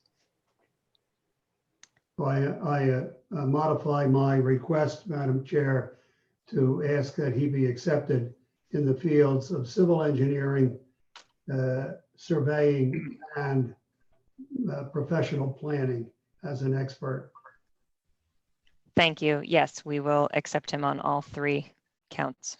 Right now, Mr. Lansafama, you're the signatory on behalf of Casey and Keller, the firm that prepared the site plan, environmental impact assessment statement, and the stormwater management plan filed in connection with this application. Is that correct? Yes, it is, Mr. Sheehan. Our office was engaged by Mr. Yeager's firm to provide the necessary information to prepare the base mapping, which is the overall site survey of the property, which included a topographic survey, as well as the location of all utilities immediately adjacent to the property. We then prepared from that base mapping an overall site plan, stormwater management plan, utility plan, land and landscaping plan as well. All right, Madam Chair, to address some housekeeping with Mr. Budzak. Mr. Budzak, it was my intention to introduce the complete set of engineering plans of Casey and Keller consisting of 8 sheets dated September of 2020 as Exhibit 5 to carry the environmental impact assessment statement of Casey and Keller of August of 2020 as A6, and the stormwater management plan of Casey and Keller dated September of 2020 as A7, if that's acceptable to you. We can do it that way, and I would just ask Mr. Lansafama, as I have many times, when he's referring to his plans. Now this may be a little bit easier. They'll all be marked A5, and then there'll be sub pages of that. So you'll have to refer Mr. Lanzafama to A5 and then the sub page, which is the sheet to which you are referring. Will do. Very good. Madam Chair, can I share my screen at this time? Please go ahead. Thank you. Thanks for asking. Mr. Lanzafama, what did you do to prepare yourself for the development of these materials? Well, to prepare for the development of the overall site plan, we reviewed obviously the new ordinance that was in place, the master plan, the current zoning ordinance that was in place. We reviewed aerial topography that we had, as well as field surveys we performed. We also reviewed deeds of the various properties in an effort to prepare our overall survey for the project. Okay, let's begin with the filed site plan drawings, and I'm going to ask you if you would take the board and the members of the interested public through the sheets of the civil engineering drawings that have been marked A5 collectively, 1 through 8, and I'd ask you if you would refer to the number of the sheet that you are addressing so that the record can be informed. Certainly. What I'd like to begin with is the existing site conditions, which is entitled Land Title and Topographic Survey, prepared by my office. This is sheet number 2 in this set of plans. And what sheet number 2 depicts is, as I said, the existing site conditions. It shows the existing features on the subject property. It shows the existing 2-story bank building with its drive-through on the eastern side. It shows the existing parking fields. There's approximately 30 some odd spaces on lot 1 and approximately 20 some odd spaces on lot 7. And the property is somewhat of an L-shaped. It's 1.53 acres in size. It has frontage on its northern boundary with Essex Street, and across Essex Street are the Public Works Building, the Fire Department, Police Department of the municipality. As you move around in a counterclockwise manner, Douglas Street is to the west. Across Douglas Street are residential properties in the R6 zone. And then as you come around to the site frontage, which is Millburn Avenue on its southern end, across that are also some residential properties in the R7 zone. As you move to the east, coming around is Spring Street and our commercial properties between the subject site and the Spring Street intersection. There are existing driveway access directly off of Millburn Avenue and Essex Street, and as well as Spring Street for this property. The existing site building coverage is about 8,300 square feet. The total improved lot coverage is over 55,421 square feet. And there are really the only significant pervious areas on the site are the area easterly between the Kubrick building and our site. There's a lawn panel there, as well as the corner portion immediately adjacent to Douglas Street. The site plan, I'd like to utilize the site plan sheet in our set of drawings is actually sheet number 4. Mr. Lanzafama, Yes. before you leave the existing site conditions, could you point out the area of the cubic easement encroachment Certainly. area? The driveway, there's actually a driveway that exists between that building on tax lot 2 and our site. And you could see the area that of the existing encroachment that's in that area. It goes all the way back to the existing one-story building from Millburn Avenue, and that's vehicles can enter, and there's also a driveway on the far eastern side of the building, so they can circumnavigate around that building, coming in one driveway, going out the next. All right, then move to the site plan, please. Okay, what I'd ask is that I have a rendered version of sheet 4. And if we want to mark that separately, or do we want to call it A5 sheet 4 colored? Your call, Mr. Buzak. Yeah, may I I see? knew this was going to get me into trouble at some point, and I just thought it would wait a little bit longer. Why don't we give it a new number, since it's colorized and it's sort of separate from it, as opposed to a sub number? So why don't we call this A8? Okay. And I think you used A8 before, so that may flow from your lips a little bit easier. Okay.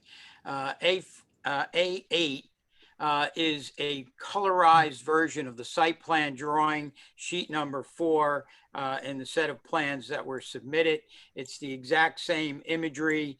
The only thing we did, as I said, was put some color to it so you can better understand how the building sits on the site, and how its access points work and relate to the street, as well as the various sidewalks and entrances to the building. So Mr. Lanza-Palma? Yes. And Mr. Butzak, could I ask for your indulgence and carry this one as A10 to preserve my numbers on my sheet? Absolutely. The record so reflect. Thank you. A10. Mr. Lanza-Palma, it's up to you. Okay, A10. So the site plan drawing that you now see before you on the screen represents the redevelopment objective of this project. And as you heard from Mr. Yeager, what we are proposing to do is to construct a multifamily mixed-use building of 53 apartments, consisting of 1, 2, and 3 bedroom apartments, 8 of which of those apartments would be affordable housing units. In addition, the building would contain a 3,000 square foot retail space fronting on Millburn Avenue. Beneath the building, entirely beneath the building, is parking for the project. There will be 97 parking spaces proposed. 93 will be dedicated towards the multifamily living space, and the other 4 spaces would be dedicated to employees for the 3,000 square foot retail space. Access to the facility by motor vehicles would be from Millburn Avenue. There's a one-way in, one-way out driveway. We acknowledge that the exiting traffic has to make that left turn movement to head east on Millburn Avenue. We also have a secondary means of entry into that parking garage off of Spring Street, and we acknowledge that that exiting driveway as well, we need to make that left-hand turn.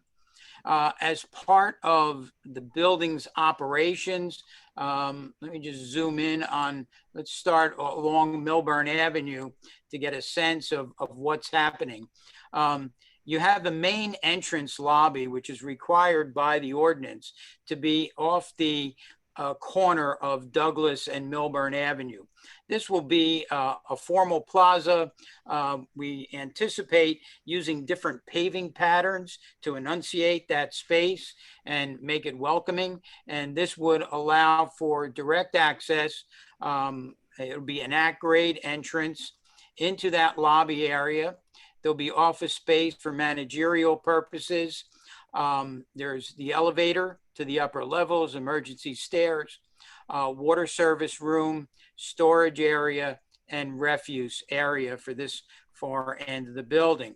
As you move to the east, you have the retail space, which has several access points directly off of the street. We were anticipating using a 2x2 scored concrete pattern along the streetscapes of Millburn Avenue, Douglas, and Essex, similar to what occurs in the downtown area today. We have our electrical room, our meter rooms, and also, again, an emergency stair tower. The meter room is directly accessible off of a pad and access point. There'll be an entrance off the side for maintenance personnel. And then we were proposing 2 pad mounted transformers, excuse me, 2 pad mounted transformers. And what we were anticipating was placing the generator in the area immediately to the north of those 2 transformers. And as Mr. Sheehan pointed out, we'll present that in an amended plan. Excuse me. Mr. Lanzafama, while you're here, can you just explain how they're shielded from the roadway or not? Or I don't know if they are. There's some plantings that are being proposed as part of the landscaping plan. I'll transition to that later on because I'm going to have to mark that as another exhibit. So we'll just transition to that. Just save that question if I forget. Sure thing. Excuse me. As we move around to the Spring Street entrance, this driveway, due to the topography of the site, remember there's about a 10-foot grade differential from the intersection of Douglas and Essex down to Millburn Avenue. So the parking garage, especially in this area, is completely submerged below grade. So the driveway coming in off of Spring Street would ramp down at about a 4% grade.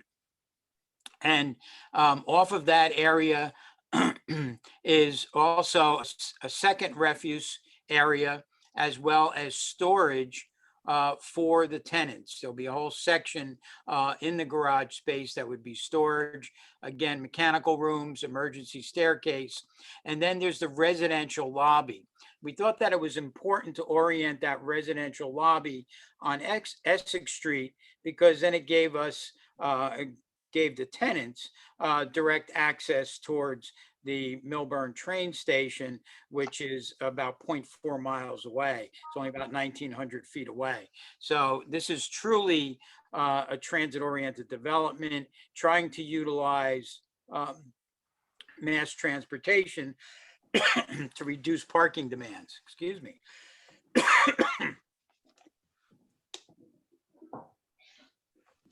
Off the residential lobby, there will also be a mail room where packages can be provided for UPS, Amazon, FedEx, for the tenants.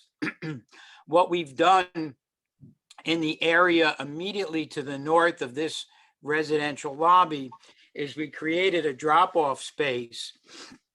And this drop-off space is basically a cutout in the roadway area along Essex Street.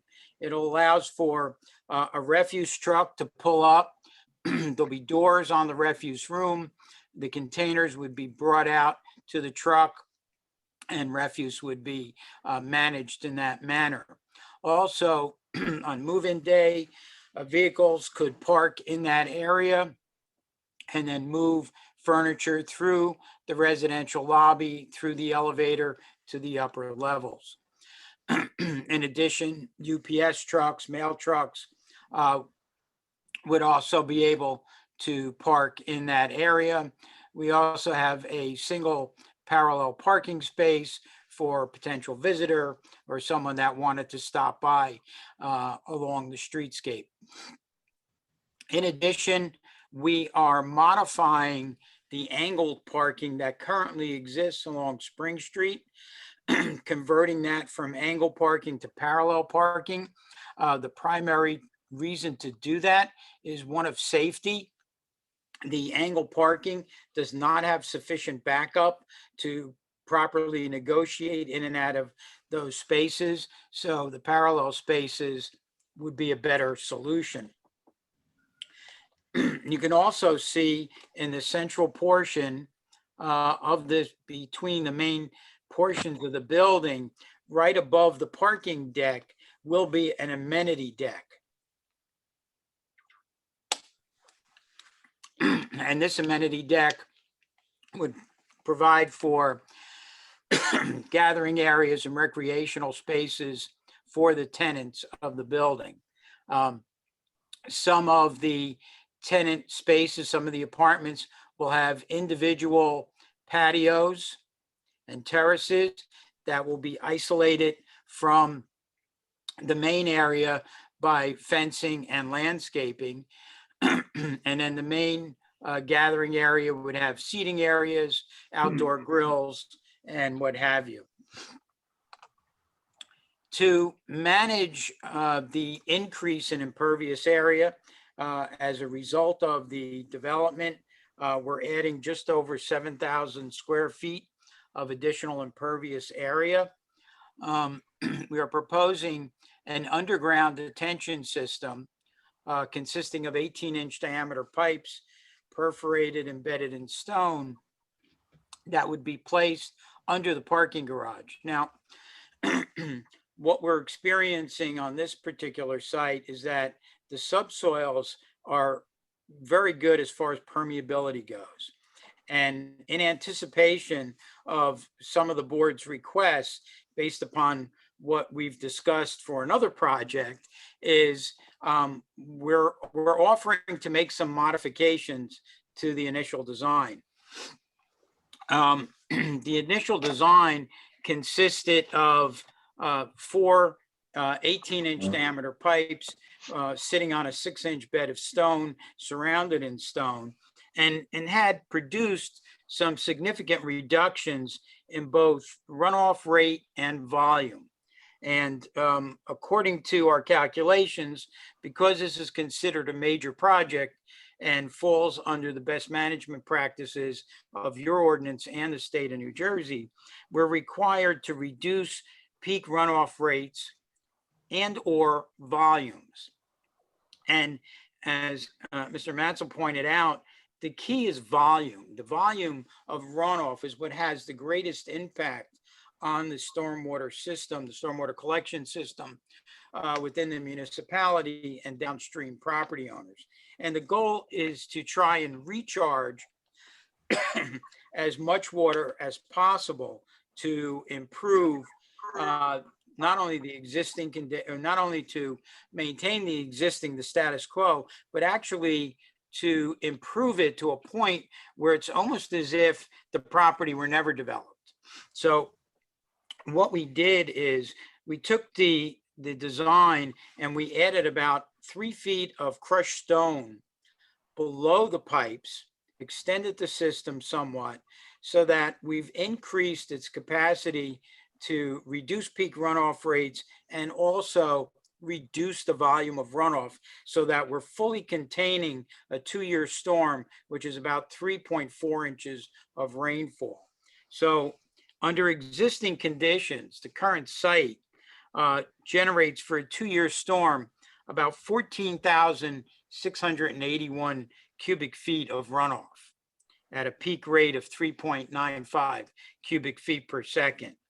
With our redesign, that volume of runoff for the 2-year storm from this site would be reduced to under 3,500 cubic feet. That's a significant reduction, and a peak runoff rate of 1.58 cubic feet per second. Similarly, with the 10 and 100-year storms, we would reduce the runoff rates. 6.4 cubic feet per second is what happens during the 10-year event, and 11.09 cubic feet per second during the 100-year event. That would be reduced to 3.95 cubic feet per second and 8.78 cubic feet per second, respectively. And along with those peak runoff rate reductions, we're reducing the volume of runoff significantly. We're reducing the volume of runoff for the 100-year storm from approximately 43,700 cubic feet down to 25,350.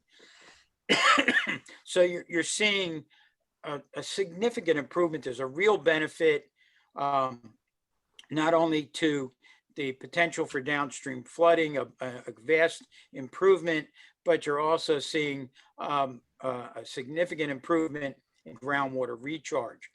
Another benefit, a significant benefit, is the quality of the runoff.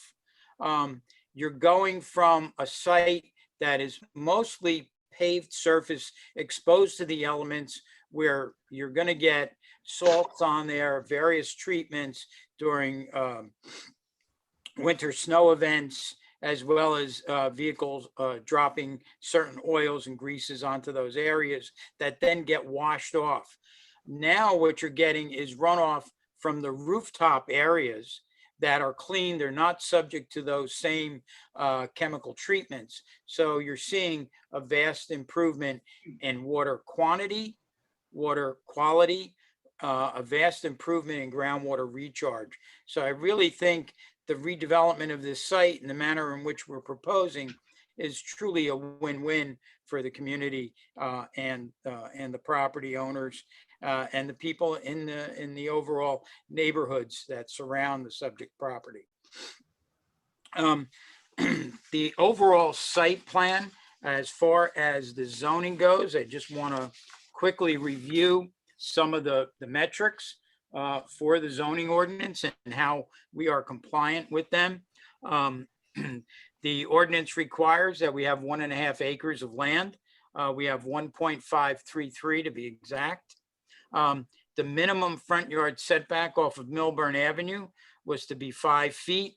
We're at 5.02 feet. From Douglas Street, minimum setback was to be 5.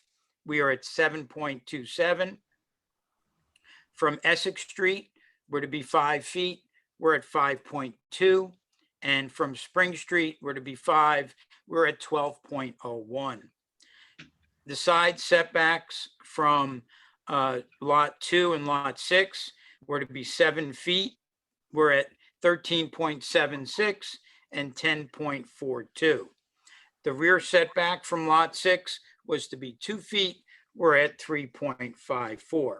We meet the minimum requirement for commercial space of 3,000 square feet. The residential density that's permitted is 53, and that's exactly what we're proposing. Excuse me. The building height above the average grade was to be 40 feet, calculated out to be 39 feet 2 inches. And the building height from the lowest elevation, which is along Millburn Avenue, was to be 45 feet, and we're at 44 feet 5 inches. The building height in stories must be permitted to be 3 feet along Millburn Avenue, 2 feet along Essex Street, and we're compliant with both of those metrics.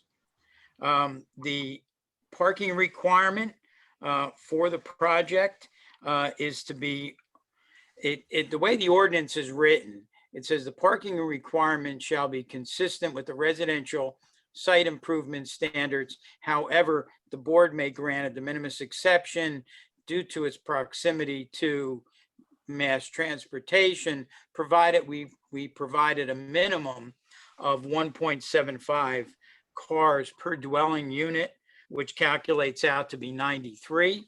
And that's exactly what we're providing. Under the non-residential parking requirement, 3 spaces were to be provided for employees of the retail space. We've allocated 4. So total parking requirement was 96, and we have 97.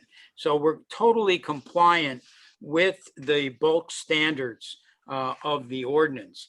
Now, under the residential site improvement standards, they have various requirements for 1, 2, and 3 bedroom units. 1 bedroom units, 1.8 is the requirement. For 2, it's 2 cars. And for a 3 bedroom unit, it's 2.1. And what the residential site improvement standards say is that within that amount, that 2 cars per unit, for example, 1/2 of 1 car is really assigned to visitors and not required for the tenants who live in the building.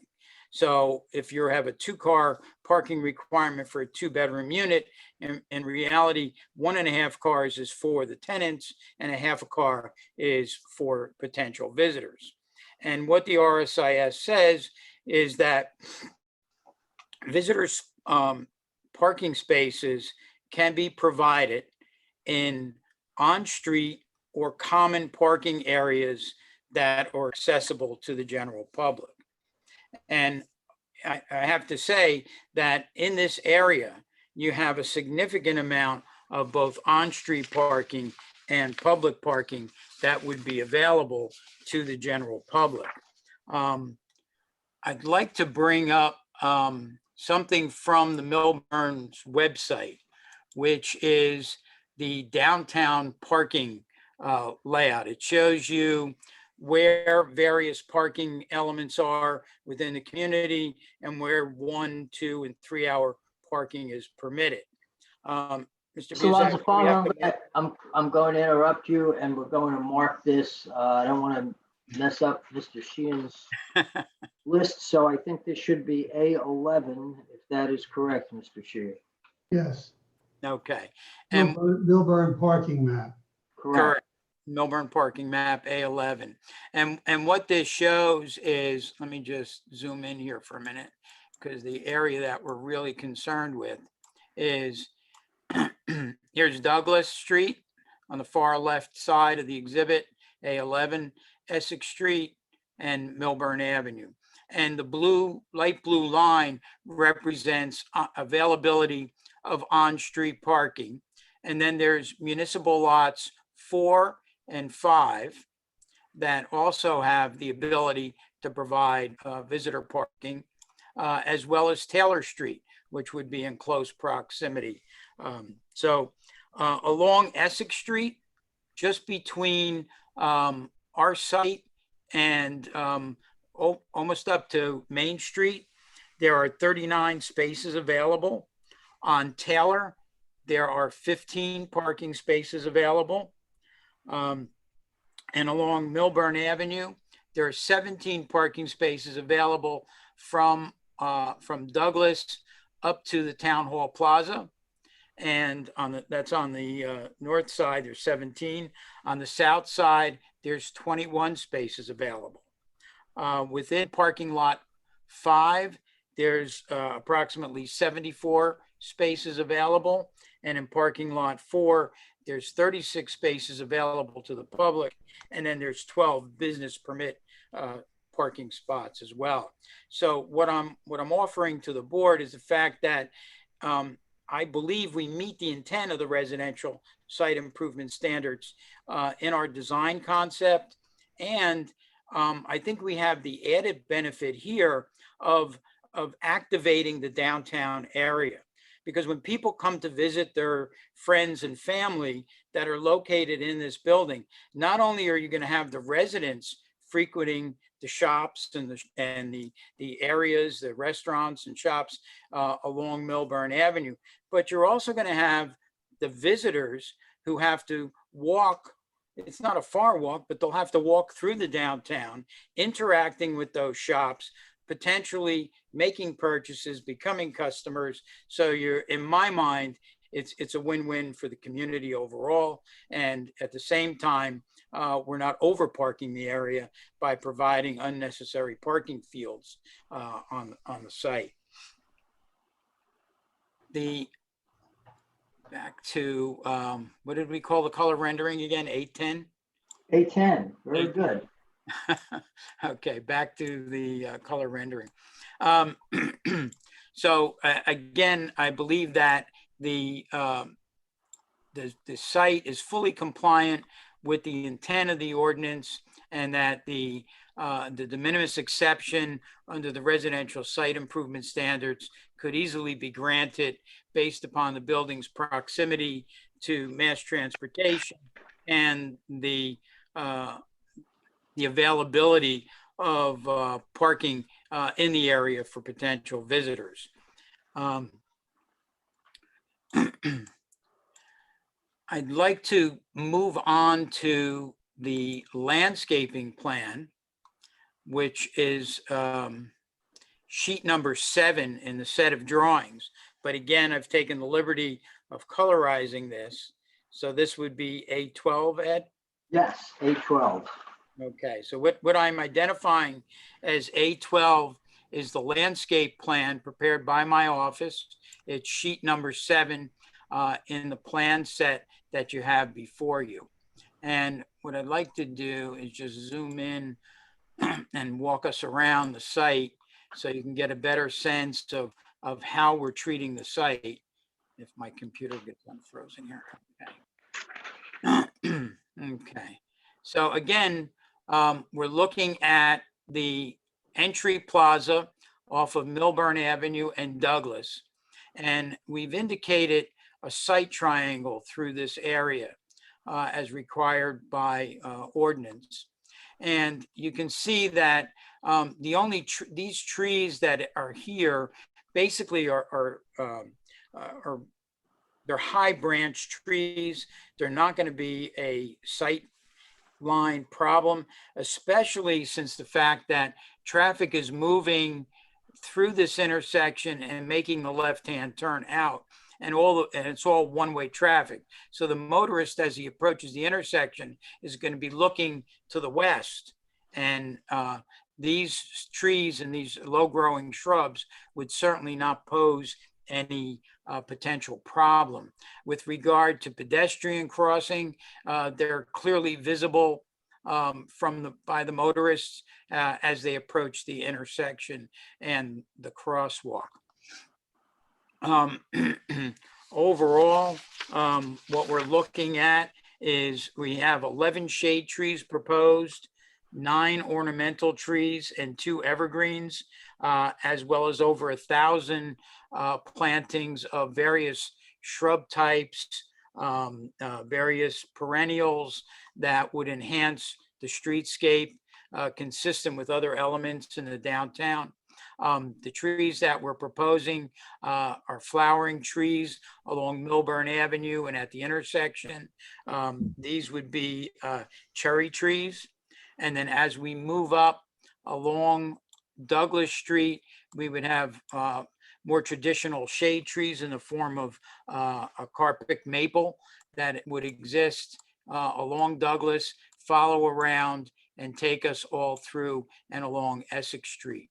The foundation plantings would be a variety of boxwoods, evergreen shrubs, and perennials. And now you'll notice on this exhibit, as on the site plan, that we have a number of staircases that kind of give the building a townhouse style feel, kind of like a Brooklyn type feel, if you would, where people can directly access their apartment right from the streetscape.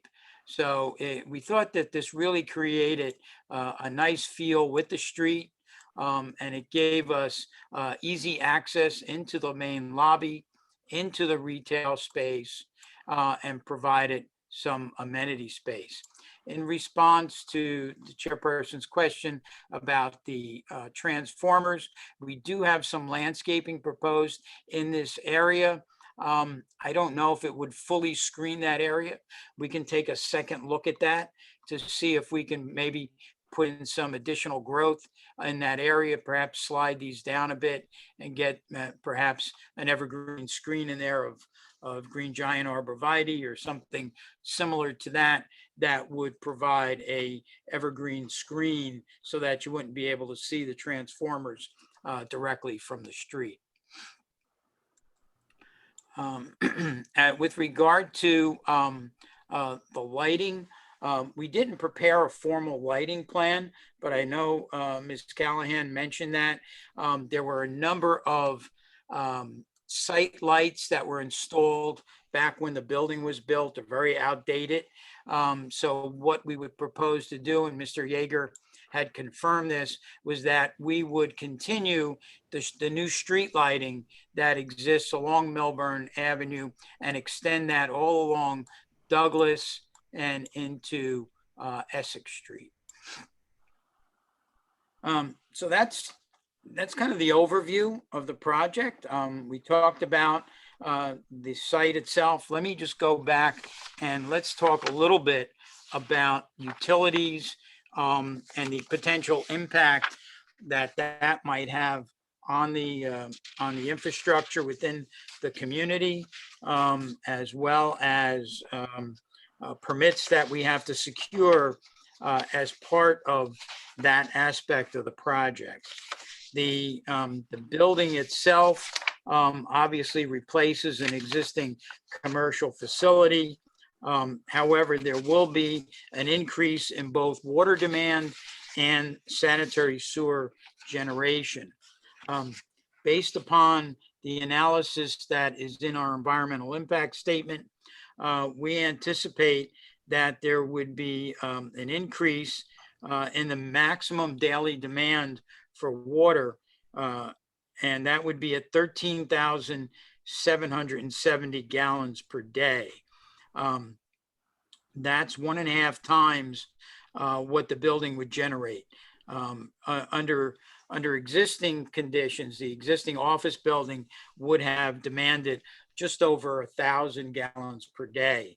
So that comparison of existing to proposed was about 8,000, but you're required to multiply it by 1.5 according to state standards. So that means that you're looking at 13,770 gallon per day water demand. Now, we would have to apply to the state of New Jersey Bureau of Safe Drinking Water for what's known as a simplified water main extension permit, because we're servicing more than 25 realty improvements. With regard to sanitary sewer, we can anticipate an increase of 10,643 gallons per day. Under the state standard, any building that generates more than 8,000 gallons a day has to apply to the state of New Jersey for what's referred to as a treatment works approval, which is often referred to as a sanitary sewer extension permit. We plan on doing that. There's no issues with regard that we're aware of with regard to the collection system that we would be connecting to or the treatment plant of the joint meeting to provide the necessary services that we need for this building. I know one of the elements that are very concerning to people within a community when you talk about affordable housing and multifamily buildings with 2 and 3 bedroom units is what is the potential impact on population and what is the potential impact on the school system. So we utilize the Rutgers studies that have been done that often give you a projection. They're only a projection, they're an estimate based upon information and studies that Rutgers has done throughout New Jersey for the various types of housing. And based upon that study, we would project that in the affordable units, you would see approximately 22 new residents within the community. Of those 22 units, 5 would be school-age children. On the market rate units, there is the potential for approximately 85 residents. And again, of those 85, 5 would be school-age children. And by school-age children, we're talking about ages 5 to 17. So you're looking at a total potential population increase of 107 residents. Of those 107 residents, 10 would be school-age children. I think that's all I have on direct. I'm sure there's tons of questions. Yeah, And I'd be Mr. happy. Mr. Lanzafama, may I ask you whether or not along the Spring Street point of access, there would be a traffic alert system? That's correct. it's our intention to alert pedestrians if a vehicle's exiting, or if the vehicle's exiting, alert them to any pedestrian that might be in the vicinity of the crosswalk. Right, then turning to the engineers, the administrative reviews, and more particularly the engineers review, does the applicant agree? And can you provide the requested photometrics for the lighting sources? Yes, we will. We'll be submitting an additional sheet that would be just a lighting analysis sheet showing how the street lighting levels would be spread out through the area, and that will be submitted at a future date. All right, with respect to the engineer's comment concerning the site triangle and plantings at the Millburn Avenue and Douglas intersection, have you considered the comment, and do you have a response? Yes, and in my direct testimony, I spoke about that intersection, how vehicles coming to the intersection really need to observe traffic to the west before they make that left turn movement, that the landscaping materials we're proposing are going to be low-level materials, and the trees that we're showing there are high branched, so a motorist will be able to observe pedestrian traffic through that area as well as approaching vehicles from the west. Right now, Mr. Lansafama, your environmental impact assessment statement and the stormwater management plan were entered into evidence as A6 and A7 respectively. In your testimony, I believe that you have gone over much, if not all, of the material contained in those two reports. And I ask you first whether or not there is anything in your environmental assessment impact statement that you wish to highlight that has not already been covered. No, I believe I covered the areas that I felt were germane to the application. I thought, utility impacts were important, population expansion, stormwater management, the potential impacts that has. So I believe we covered those areas. I believe that's primarily the focus of the principal elements of the environmental impact statement and stormwater report have been covered. But I have no further questions of this witness, Madam Chair, and would submit them to the examination of the board and members of the interested public. Okay, thank you. Where shall we begin tonight? Joe Steinberg. I have a couple of questions. Great. Mr. Lansafama, the ordinance requires a 100-foot distance between the intersection of Millburn Avenue and Douglas and the entrance and exit to the parking garage. That's correct. I've looked at your sheet and I have it open in front of me. I'm totally confused as to what we're calling what now, but this is, I think, drawing number 4, I think, of your set. And it appears that there is a 100-foot distance between the entrance to the garage, or the exit, I should say, and the intersection of those two streets. But I'd like you under oath to confirm that. Yes, the exact distance from the easterly side of Douglas Street to the center of the driveway is 150 feet. To the center of the driveway. That's not what the ordinance says. Okay, so to the edge of the driveway, it would be 138 feet. Where is the, I don't see in that beautiful picture that was shown by the prior witness, I didn't see the stop sign anywhere. Where's the stop sign going? The one that's there now, that, by the way, nobody pays any attention to. That's not true, Mr. Where's it going? There's a stop sign would be, you can't really see it on the landscaping plan. Let me see if it's on the site plan. There's actually, this is the existing survey. This is sheet number 2 of A5. And the stop sign is located just to the north of the catch basin at the intersection.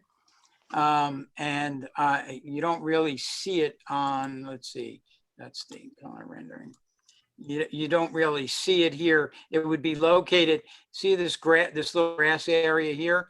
It would be located right in that area there. That's before the intersect, before the. Well, that's approximately where it is now, Mr. Steinberg. Here's the existing survey. Let me blow it up a little bit. This is sheet 2. This is the site survey. This is the stop sign right here. Here's the catch basin. That little green spot is like right in here. Mr. Lonzafamo, on sheet 4, the site plan, the stop sign is noted. Mm-hmm. Well, we were looking at the color rendering. You don't see it on the color rendering. That's what Mr. Steinberg was referring to. But it is on the This is sheet 4. file plan. See the stop sign right there. Show me again. This is sheet 4 in your plan Yeah. set. This is sheet number 4. Right. Okay, and you see this, the existing stop sign will be retained at this location.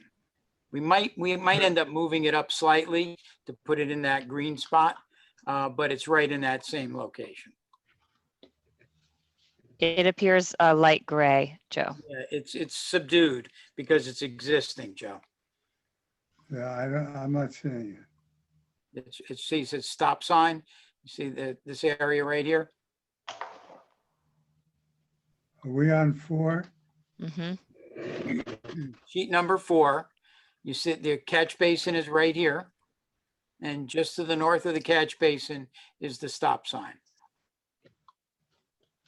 Okay. Just to the left of the abbreviation PROP. Correct. It's right through here. That good? Okay, thank you. You're welcome. Joe, did you want to ask another question? While No, you... I'm Okay. done. Okay. Jorge, would you like to ask yours? Yeah, I have a few questions. First question, when you were talking about the soil study, do you know how deep is the water table? I don't have that final information. We're going to be doing a second test pit to determine the depth of the water table, but we'll make sure we maintain at least 2 feet of separation between the bottom of the stone and the water table. If we have to spread the system out, we'll do that. Okay. Second question, I saw the transformers next to the building next door. So Correct. my question is the noise about those transformers and the people living on the house next door. Do you have a study about how much noise those, I know transformers are very noisy. And you have 3 transformers there or 2 or something like that I saw. We have 2. So that's a lot of noise and you have apartments in the building next door. So is there any way to protect those residents from that building about the noise? Well, we'll have to take a look at that, and certainly we have to meet all the sound ordinances that are in place, both municipal and state standards, as far as the decibel levels at the property line. So if we have to make some modification or some sound enclosures, whatever would be required, we're going to have to do. But I don't know what- Excuse me, Jorge, this is Mark Yeager. May I weigh in on this question as well? Yeah. Thank you. So, yeah, so the transformers themselves are electrical transformers, not generators. They don't generate noise. They simply convert the electric from the main power source in the street into the building switch gear. The generator that you may be referring to, right, also sits idle except for kind of bi-monthly testing, which is governed by the municipal ordinance as to when and how that can be done. And that typically may run for 10 minutes at a time every couple of months as part of the testing. To the extent that that generator would actually kick on to service the building in the event of a power outage, the building next door that you refer to, sir, is a commercial use, not a residential use. So it's likely that, no, that's all a commercial use. Okay. So it's likely that in the case of a power outage and that they don't have a generator, that building will be unoccupied during a power outage.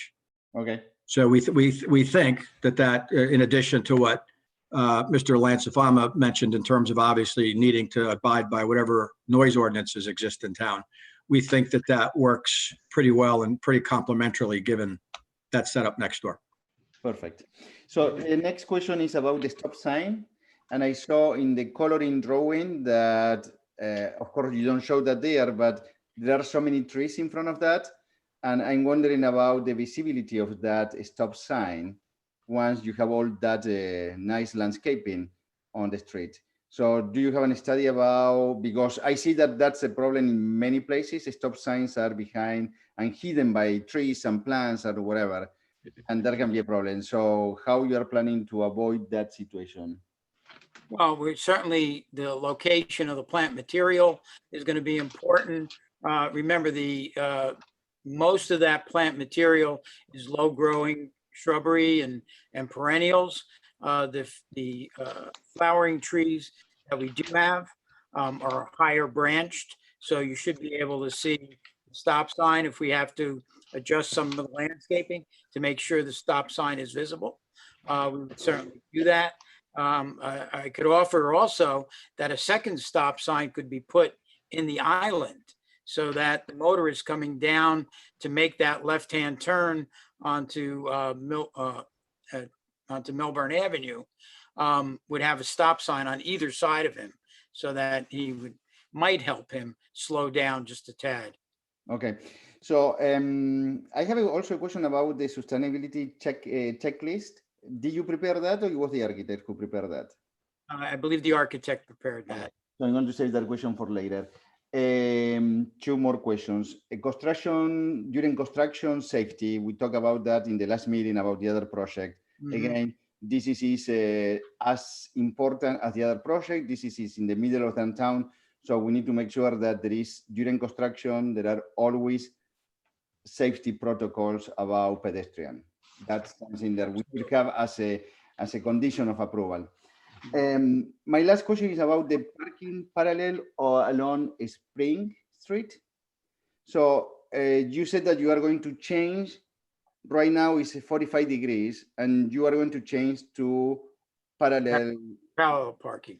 So is that a decision by you as the engineer, or is that a decision by the town?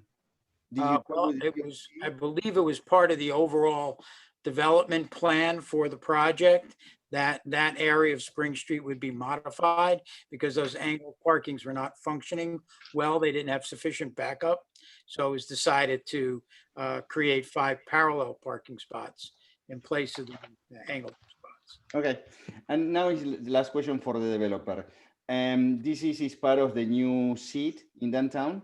Do you present your project to the seat, to the people in that board to show, because it's going to be a commercial space? So do you, I know, and I really appreciate that since the beginning, you were always in front of the community, and I really appreciate that. And you always hear what the community, the input of that. So I really appreciate that. Now there is a new seat here. Did you talk with them about the commercial space on your property? We have not approached the SID, no. Okay. Okay. That's it. Thank you. Thanks, Jorge. Martha, I see you have a question. Yes, I just wanted to let Jorge know and Michael know that there is a stop sign on that traffic island. Okay. So as you come around that curve, there are 2 stop signs there, one on either side of that traffic lane. So the one on the island is obviously that's not going to be moved or touched. Okay. Thank you. Diane, I saw you had your hand up. Yeah, going back before that, Cubic's driveway, is that on your property or is your on their property? I just wasn't sure who's encroaching. I wasn't clear on that. Their driveway sits on our property. So you're going to give them permission to continue to use your property? I think I'd like to let Mark handle that question. Yes, yes, Ms. Segala, we are in conversations with the family now to allow them to continue to utilize that driveway as it currently is. We have made the request that to the extent that their property is ever redeveloped for some other use, that easement would be retired and no longer be in effect. But for as long as, since we've designed our project around it, and for as long as they continue to utilize their property the way it currently is, we have no objection to their driveway remaining on our property. Okay.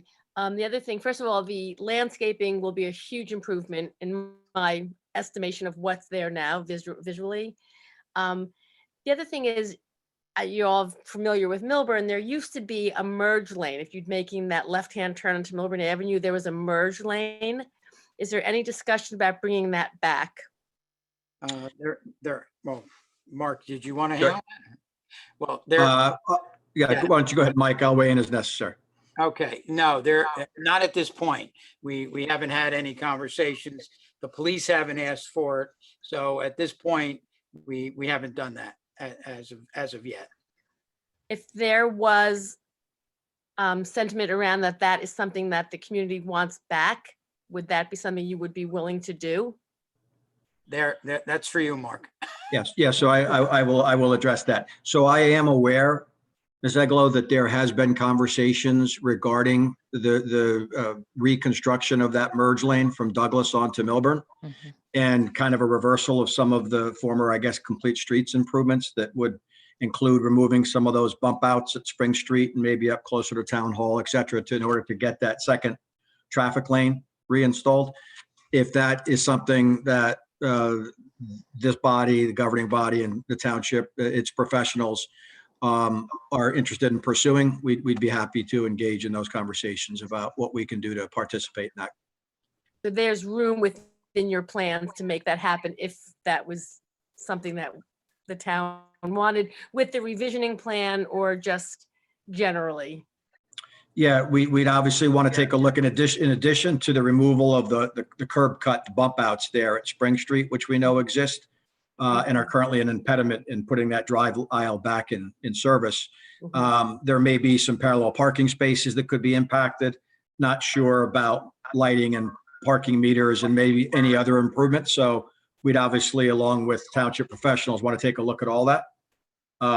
But if that is a direction that the township is interested in going, we'd be happy to be a part of that conversation. Good, thank you. Okay, great, thanks. Gaston. A question for Mr. Lonsbaum, or a couple.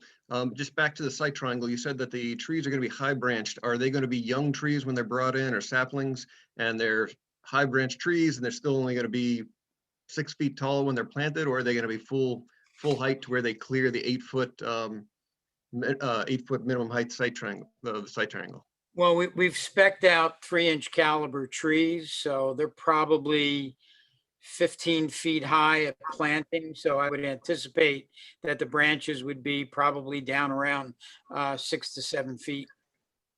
Okay, you do know that the site triangle has to be in between 2.5 feet and 8 feet clear. Right. Okay, so then that doesn't comply. Well, but remember the site triangle that's depicted on the plan is what's required under the township ordinance. However, when a vehicle is coming down Douglas, heading in a southerly direction towards Millburn Avenue, there's no traffic approaching them from the east on Millburn Avenue. They don't need to look into that direction. What they do need to look at is potential pedestrian traffic as they enter the crosswalk. Absolutely. And that's where that 2.5 to 8 foot comes in. Well, So that's, that should be you clear. should be able to see that without a problem. And remember that, as the tree grows, it's going to get a higher branch, and it should be fine. If you want no trees at the intersection, we'll be happy to remove them and just do plantings. I love the trees. I agree with Diane. I think the landscaping is great. It's going to make it look awesome. I just want to make sure that the pedestrians are safe and from the get-go, not 5 years down the road when the trees reach full height or whatever. The other thing is, I'm not sure if the forester, I don't know anything really about trees, but I know in one of our other applications, he had mentioned that the trees need to be compliant with the power lines above, and there are power lines right in that area on Millburn, and there's one, I think, on Douglas as well. Yeah, he issued a memorandum dated October 29th, 2020, and our landscape architect did have a conversation with him. And that's why we changed the trees going up Douglas and Essex based upon Tom Doty's recommendation. That's why we're using those maples for that very reason. Excellent, thank you. And last question, again to the generator. The generator is outside or is it inside an enclosure? It's outside. Outside. And And it could be an enclosure to reduce the noise level. right, exactly. So in there, my concern with that would be it's very close to Millburn Ave where there is a pedestrian walkway. And so when that does kick on, just to make sure that it doesn't scare anybody or give anybody a heart attack is probably a great thing. So the most attenuation that you can get on, I think would be great. You got it. Understood. Thank you. Thanks, Gaston. Okay, I have a few. I'll go and then I'll pass on. A few are quick and a few might not be. Mr. Lanza-Fama, how many angled parking spots were removed from Spring to put the 5 parallels in? Give me a second. Let me take a look at the aerial that I have. 1 second here.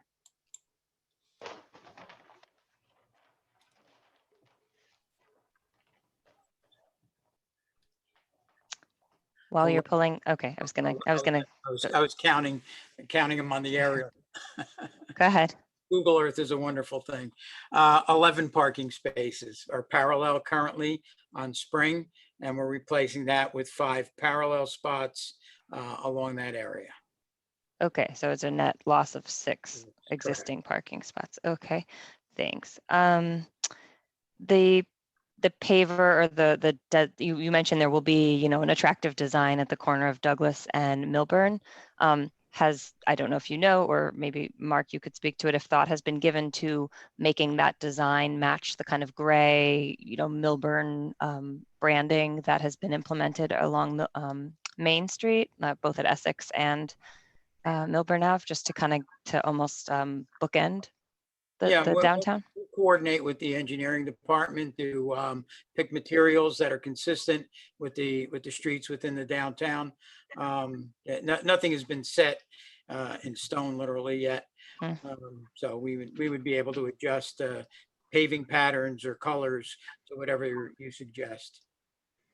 Okay, thanks you. Construction duration, is there an estimate? Mark, would you want to handle that one? Yes, somewhat depending on the time of commencement, because we'll likely be building through 2 winter seasons. We would anticipate probably 16 to 18 months in total, which would include the existing building demolition and site preparation for the new construction. Okay, thank you. Mr. Lanza-Fama, you gave testimony about the Rucker study and the calculation of school-age children. Mr. Yeager's testimony was that some items would have dens. I don't know if I should save this for the architect to understand the definition and prescriptive definition of what a den would entail, just to make sure a den does not sort of become a de facto additional bedroom, which would definitely change the calculations that you provided. I would defer to the architect to give you that information. No problem. And then the last question, sorry, I have so many. Martha's comment 2.9, I don't know if it's helpful if I bring that up. It's on page 6 of the packet, page 4 of her, that's the final page. 2.9? Yes. The site triangle. The site triangles, which I know you addressed, but I'm just making sure did you address it with respect to like the first sentence? I know you addressed the Oh, site triangles. I just didn't hear. Let me go back to the site plan. Where's my screen share again? Give me a second here. Okay. What I'm again referring to is sheet 4, which is the site plan drawing and the set of plans. I believe we had marked the entire set as A5. And what they're referring to is we currently are showing 3 parallel parking spots along the frontage of the project. And also this would be the area if an acceleration lane were to be reinstalled, that would be through that area. These parking spaces would go away. But if they become a problem, we can certainly look at eliminating these spaces for the site triangle looking out of the exit from the garage. Okay. Okay, thank you. I'm going to hold any further. I'm going to want to let other people ask some questions if they have. Mr. Bear. And Joe, I see you as well after, but I'm going to let Dan go first, please. Thank you. Michael, you prepared the environmental impact statement, correct? That's correct. Okay. But before we go to that, can we go to, I guess it's either A5 or A10, either plan that shows the access and egress onto Millburn Avenue. If we could go to one of the plans that shows that, I have a question about that. Maybe you can answer this, or maybe I'll have to wait for the traffic engineer. The point of access from Millburn Avenue into the facility, is there a point within the facility where the car would have to stop? Is there a gate? Or is it a free-flowing situation where a car could enter into the facility and drive directly into the parking area? Do you know? Yeah, there is going to be a gate, an open chain type door that would prevent the general public from entering. I don't know if I mentioned that in my testimony. The only people that can access the parking garage are the tenants or the employees of the retail space. And they will have a key fob of some sort that would allow the door to open so they can then enter. Along with the residential tenants too, right? Correct. Yeah. Okay, so I'll wait for the traffic engineer, but I'm going to want to understand how this works and if there's enough queuing space there that we don't have an impact on to Millburn Avenue. Something that concerns me, but I'll wait for the traffic engineer. Okay, very good. Probably appropriate, right? Yes. Okay, so Michael, let's go to your EIS if we could, page 14. I want to go to the traffic impact section, if I could. I guess I want to understand, is the references that you make in the EIS based on your perception, your anecdotal references, your understanding of what's going on there, or is it referencing a traffic analysis that was done by the traffic engineer that we'll speak to later? No, these were developed by myself based upon my knowledge of the area. Okay. So let me ask you a couple of questions. You make the case that based on these facts, in the middle of the paragraph, it says it is not expected that this project would cause any extensive or significant changes to the traffic patterns and flow. How do you know that? Well, it's based upon the fact that you're not talking about a significant number of vehicles for this type of facility. And we anticipate that many of the residents will be using mass transportation to get to and from work. Access to out onto Spring Street, which allows motorists to get onto Essex, Douglas, and then head west, or motorists that want to head east onto Millburn Avenue. I just don't see that as changing traffic patterns and not having a huge impact on the traffic patterns that occur in the downtown area. Okay. That's what I was alluding to. So it's purely anecdotal based on Well, it what is. you know about what's happening in town, and has been no, this was not based on any quantitative analysis, correct? That is correct. Okay, all right. So let me ask you another question.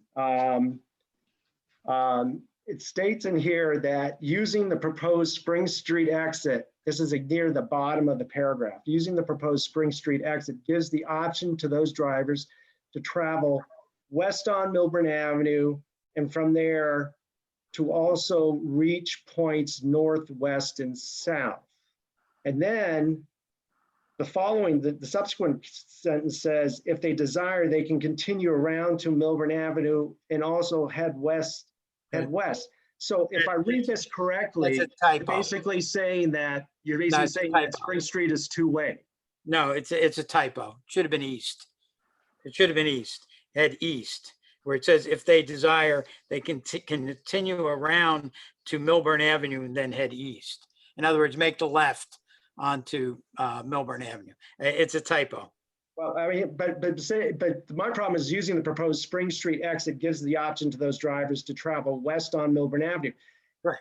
Okay, so then what you're saying is that you're making reference that they can go all the way around and go east. So they would still go north on Spring, down Essex to Douglas and go west. That's what you intended to say here. That's correct. That's okay. All right. So I just want to make the case that this is purely based on your knowledge. It has no quantitative basis. There was no study was done, and you did not reference anything that the traffic engineer that we will talk to later did. That's correct. Okay, thank you. You're welcome.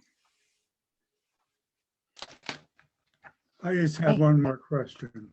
Go ahead, Jim. When you were running through all the curbside parking that was available within walking distance of this house, of this proposed project for visitors, were you taking into account that curbside parking is only 2-hour maximum?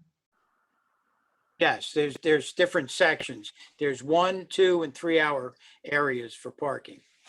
So we did take that into account. So any visitor would be limited to 2 number hours of hours. during the day. Now, remember, the weekends and in the evening, they're opened up to longer periods of time. You know what those periods are? I believe it's after 6 p.m. I don't have the exact numbers. I'd have to check the ordinance, but I believe it's after 6 p.m. And tell me again where this typo was, on what page? At the bottom of page 14 in the environmental impact statement. It reads 14. The bottom of page 14, the last sentence, or next to last sentence, it says, if they desire, they can continue around to Millburn Avenue and also head west. I meant to say, and also head east. Got it. Thank you. Thank you. Mr. Morrow? Mr. Alonso Fama, I had a question regarding the water demand usage, and I realize that the project hasn't been entirely engineered, but you're talking about an increase to the local water system from 1,040 gallons per day up to a peak usage of 27,540 gallons per day, and you're going to apply for a simplified water main extension. Can you give me an idea about what that exactly means? It's a process you go through with the state of New Jersey. It's an application that gets submitted through the water purveyor, New Jersey American Water in this instance. They confirm to the state that they have available capacity to provide that water. And then the state confirms that the township doesn't exceed their maximum demand at any time during that year. So they're a maximum allocation. Every township has an allocation that they're given in the way of potable water.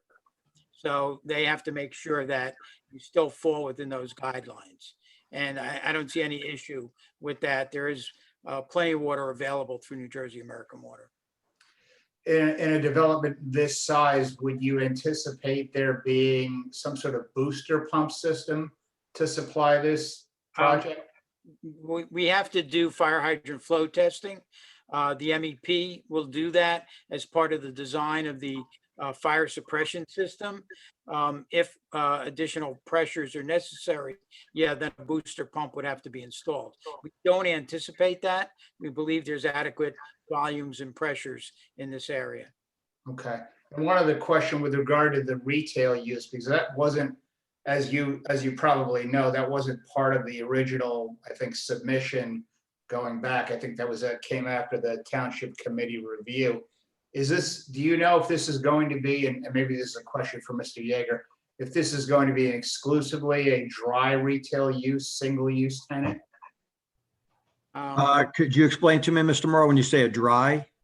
Dry, like either a retail or some sort of shop type format, not cooking, which would put more demand on the water system and or the utilities.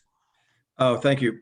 Yeah, so it's far too early in the process to try to pigeonhole or specifically comment on what types of uses we would envision there. I think I'd defer to Mr. Phillips. I think that the permitted uses in this zone correspond to those in the B4 zone in terms of whatever those primary acceptable uses are. So I think as we get much closer to delivering this space and we'll be going through all the necessary marketing of it at that point, we'll certainly look more closely as to what the opportunities may be, but too early in the process to commit one way or the other to that right now. Yeah, understood. But it is planned to be a single tenant. No, actually, we will set it up so that we could demise it into two smaller units, two front doors, two infrastructures for bathrooms, et cetera, to give us the flexibility. You know, our experience is that the depth of the marketplace for downtown retail tenants is typically in the 1,500 to 1,800 square foot range as opposed to 3,000. So we'd like to leave ourselves the flexibility to either demise it into two or potentially lease it to a single tenant. Understood. Thank you. Thank you. Other questions from the board for this witness? And I would also like to give the public the opportunity to ask questions.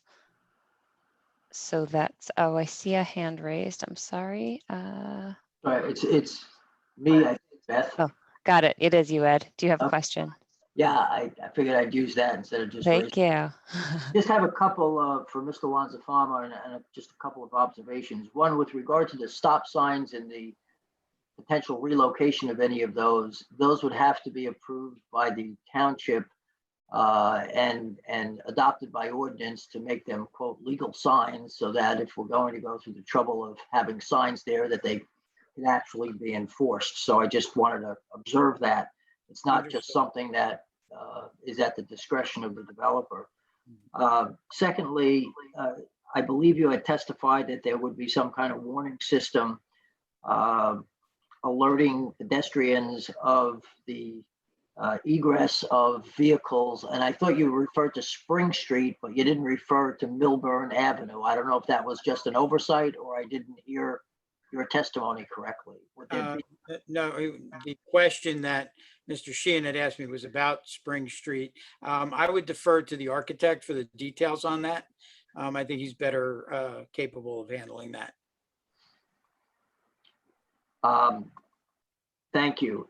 And this restriping, so to speak, of parking on Spring Street, I'm still a little bit confused as to the genesis of that. I don't recall it in the ordinance. I did flip through the ordinance while some questions are being asked. I didn't see anything in the ordinance. Was that as a result of a discussion with the township or the township professionals? How did that all come about? I forget the chronology, but we realized that the angle parking did not have adequate backup. So it's very difficult to get in and out of those spaces in their current configuration. So we decided to reconfigure that area with parallel spaces. Okay, and I guess, again, similar to the stop signs, Right. that all of that's in the public area, and that would all have to be approved by the township for the same reasons that I talked about earlier. And while I have no comment on the propriety of it in terms of safety or ingress and egress to the actual spaces, as you said, I just wanted to make it clear that that would be subject to the township approval in any kind of proposal I make. Thank you, Madam Chairwoman. Thank you. Any further questions? Great. Okay. Thanks, Eileen, for bringing in Ms. Mazaway. Madam Chair, I was, due to the lateness of the hour, I was going to suggest that perhaps I hold my questions till the next time, in light of the fact that I would want to perhaps question Mr. Lanza-Fama after I've seen the review letters as well. Sure. I could hold it all till our next meeting, and it is 10:17. I know you said the board wanted to get done by 10:30. I certainly don't want to be the holdup, but I'll Okay, defer to your choice. That's fine. I guess if there are other members of the public, I appreciate that you allowing them the opportunity to ask their questions tonight. That would be great. Thank you. Thank you. And we will, of course, as stated, allow you to ask those questions. So, okay. So Eileen, if there's any other attendees who have any questions for Mr. Lanza-Fama, please raise your hands. Wow. Okay. Seeing no questions, Ms. Mazaway, if you'd like to begin your questions tonight, and if you have outstanding questions at the next meeting, once you've had the opportunity to review the letters, I think we would still permit you the option to inquire then, unless you prefer to hold them. It's your call. Yeah, if it's okay with the board and with the applicant, I'll hold till next meeting. Sure, that's fine. Thank you. Mr. Lanza-Fama, I had one final question. I'm sorry I didn't combine it earlier. You mentioned that the garage had the capability to permit delivery trucks. I think you mentioned UPS and moving vans. Not in the garage. What we've done is, let me just share my screen one more time. And what I'm again referring to is sheet number 4, which has been marked as A5. What we've created is a notch out curb along Essex Street. So moving vans, UPS trucks, garbage trucks can all park in this area so that they could get the refuse out of the building, make their deliveries to the mailroom, and enter the residential lobby to take furniture upstairs. That's right. Okay, that was my question because I thought it was on the ramp and it wasn't clicking in my head. Thank you. Mr. Tana. I have a very quick factual question. I'm sorry if I missed it somewhere in the plans. What's the total built-up area of the residential units, the 53 units? What was the total what? The total square feet, the total area. The total floor area of the entire building? I would defer to the architect. I don't know exactly that number. Okay. Okay, we can defer to the architect. I think the question, just so Mr. Sheehan has it, was the total floor area of residential units. Was that, Mr. Tana, your question? Okay, yes. Thank you. Does anybody else have any questions I wanted to hit? Gaston, go ahead. Maybe not a question, but something for prep for next time. It was a great rendering that Mr. Yeager showed earlier from the Millburn and Douglas intersection of the building. Is there any way we could get a rendering like that with are the AC units going to go on top of the building? Yes. Yes. So the architect will present a roof plan. Okay. Is there any way to get a rendering of it though? Because it looks beautiful now, and just to kind of get an idea of what it's going to look like with the AC units, and also I don't know if we can see the staircase up top and the elevator rooms. Yeah, so the architect will speak to the rendering and site perspectives and sight lines. So what you will or will not be able to see in terms of roof, any appurtenances, equipment, stair towers, elevator shafts from the street. The architect will be able to address those specifically. I believe he'll also be presenting a rendering of the Essex Street elevation from the corner of Spring and Essex. So the opposite corner where the second lobby is, that rendering will be ready for next presentation as well. So you'll have two Great, different perspectives. Thank you. Thank you. Thank you. Anybody else? Mr. Buzak. Yes, I had in my notes, Mr. Lanza-Fama, the figure 51,420 square feet. And I thought that that was the aggregate square footage of the building. No, that's just the building footprint. Ah, That's thank you. not the aggregate of all the floors. Thank you. Mhm. Okay. And I guess luckily for us, Mr. Lanza-Fama will be able to attend or will be in attendance at the next meeting. So should we have any further questions, we reserve the opportunity to ask those of you at that time. What date would that be? That's where great lead-in. Miss Eileen, go ahead if you can unmute so you can let us know.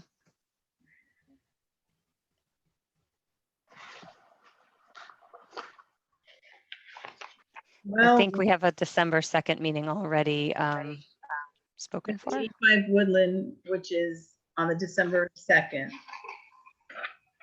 And then we have December 16th is the only meeting. And do we do have applications then? We do have one application, if I'm not mistaken. I think Martha, I think we just got the remaining documents. And it's probably in the process of being deemed complete. That's the AAA, Martha. Yes, the AAA. There's also I think there's a subdivision, minor subdivision. That's true. There is a minor subdivision. Actually, the minor subdivision is on, I don't even know what date I gave them. I think I gave them the 2nd. Because it's a subdivision that was already approved, but they didn't file the deeds, so they have to do the whole application. Okay. So other than that, it's December 16th is the only other meeting in 2020. Understood, unless we chose to add a special meeting to our calendar. Ed, or maybe Eileen, you know as well, is there a time, I know there's a time limit in which we have to make a decision, but in terms of to continue the hearing, is there a maximum? Yes, it's 95. No, there's no time period in terms of continuing the hearing. It's just the outside date, and that's probably in early January, I would guess, or sometime in January. I'm not mistaken, the site plans, we had 60 days to deem it complete and 60 days from that point to, I thought that was the revised guidelines. We don't have the 95 days. That's correct. That is correct. So the deadline to decide on this application is December 7th. Okay, so we'll need an extension no matter what. Yes. Understood. Okay. That said, I want to be respectful of our applicant and not just delay indefinitely. So the 16th, it might be possible to continue hearing because we have one application on for that night as of now. Yes. I'm not available on the 16th. Okay. We could certainly start with our architect, and then I could come back on a later date. And that may need to be a scenario as well. Mr. Sheehan, is that date available for you, the 16th of December? Mr. Johnson, is that a date that you're available? Yes, I can make the 16th of December work. All right, 16th it is. Okay, so I think we'll plan to carry this application to December 16th with, I make a motion to, right? Is that, am I doing this correctly? To carry without needing to renotice for to December 16th at 7:30 PM to be on the Zoom platform as well. And information will be posted on the website to access the Zoom meeting. Does anybody second that? Okay, thanks, Jorge. That could be just a voice vote. All in favor? Aye. Aye. Aye. Any And I would opposed? sorry. That's okay, thanks. I would also ask that we get an extension from the applicant through its counsel to the end of the year, end of December 31st, 2020. That'll get us to the next meeting and give us some leeway in the event we have some weather conditions or otherwise. Although the Zoom platform eliminates some of those risks. So, but Sure anyway. does. Mr. Sheehan, do you agree that you'd extend on behalf of the applicant, extend the time to the end of December 31, 2020? Yes. Thank you, sir. Thank you. Does it make sense to extend it further? Or we extend it once and we can kind of cross that bridge at our next meeting? I think the latter. That's Okay, fine. that's fine. Thanks. Thank you, Mr. Bear. Yeah, thanks, Beth. Just one request, either for the next meeting or subsequent meetings. Since a traffic engineer will be testifying, if it's possible, and if there's a traffic report that's been prepared, we would appreciate to get a copy. I'm asking council or asking you, Mr. Yeager, if we could get a copy of the traffic report, traffic information prior to that meeting. Yes, I didn't know if Mr. Sheehan was going to answer that or not. Yes, that is our intention, Mr. Bear. We will have that prepared and have that submitted ahead of the next meeting. Thanks. Thank you. Okay. Seeing no further questions. Move to adjourn. Thank you, Joe. I will second that. We will meet next on December 2nd, 2020 on Zoom. You said the December 16th, right? Well, the planning board of Millburn Township has a meeting on December 2nd. We will meet with the folks who are joining us on the 16th. Yes, sorry for the confusion. Sorry about that. Okay, no, that's okay. Fair question. This meeting is adjourned at 10:28 PM. Everyone have a good holiday because we won't have a meeting before that, I don't think, right? That's right. Okay. Thank you. Thank you, everyone. Good night, everyone. Good job. 2 minutes to spare.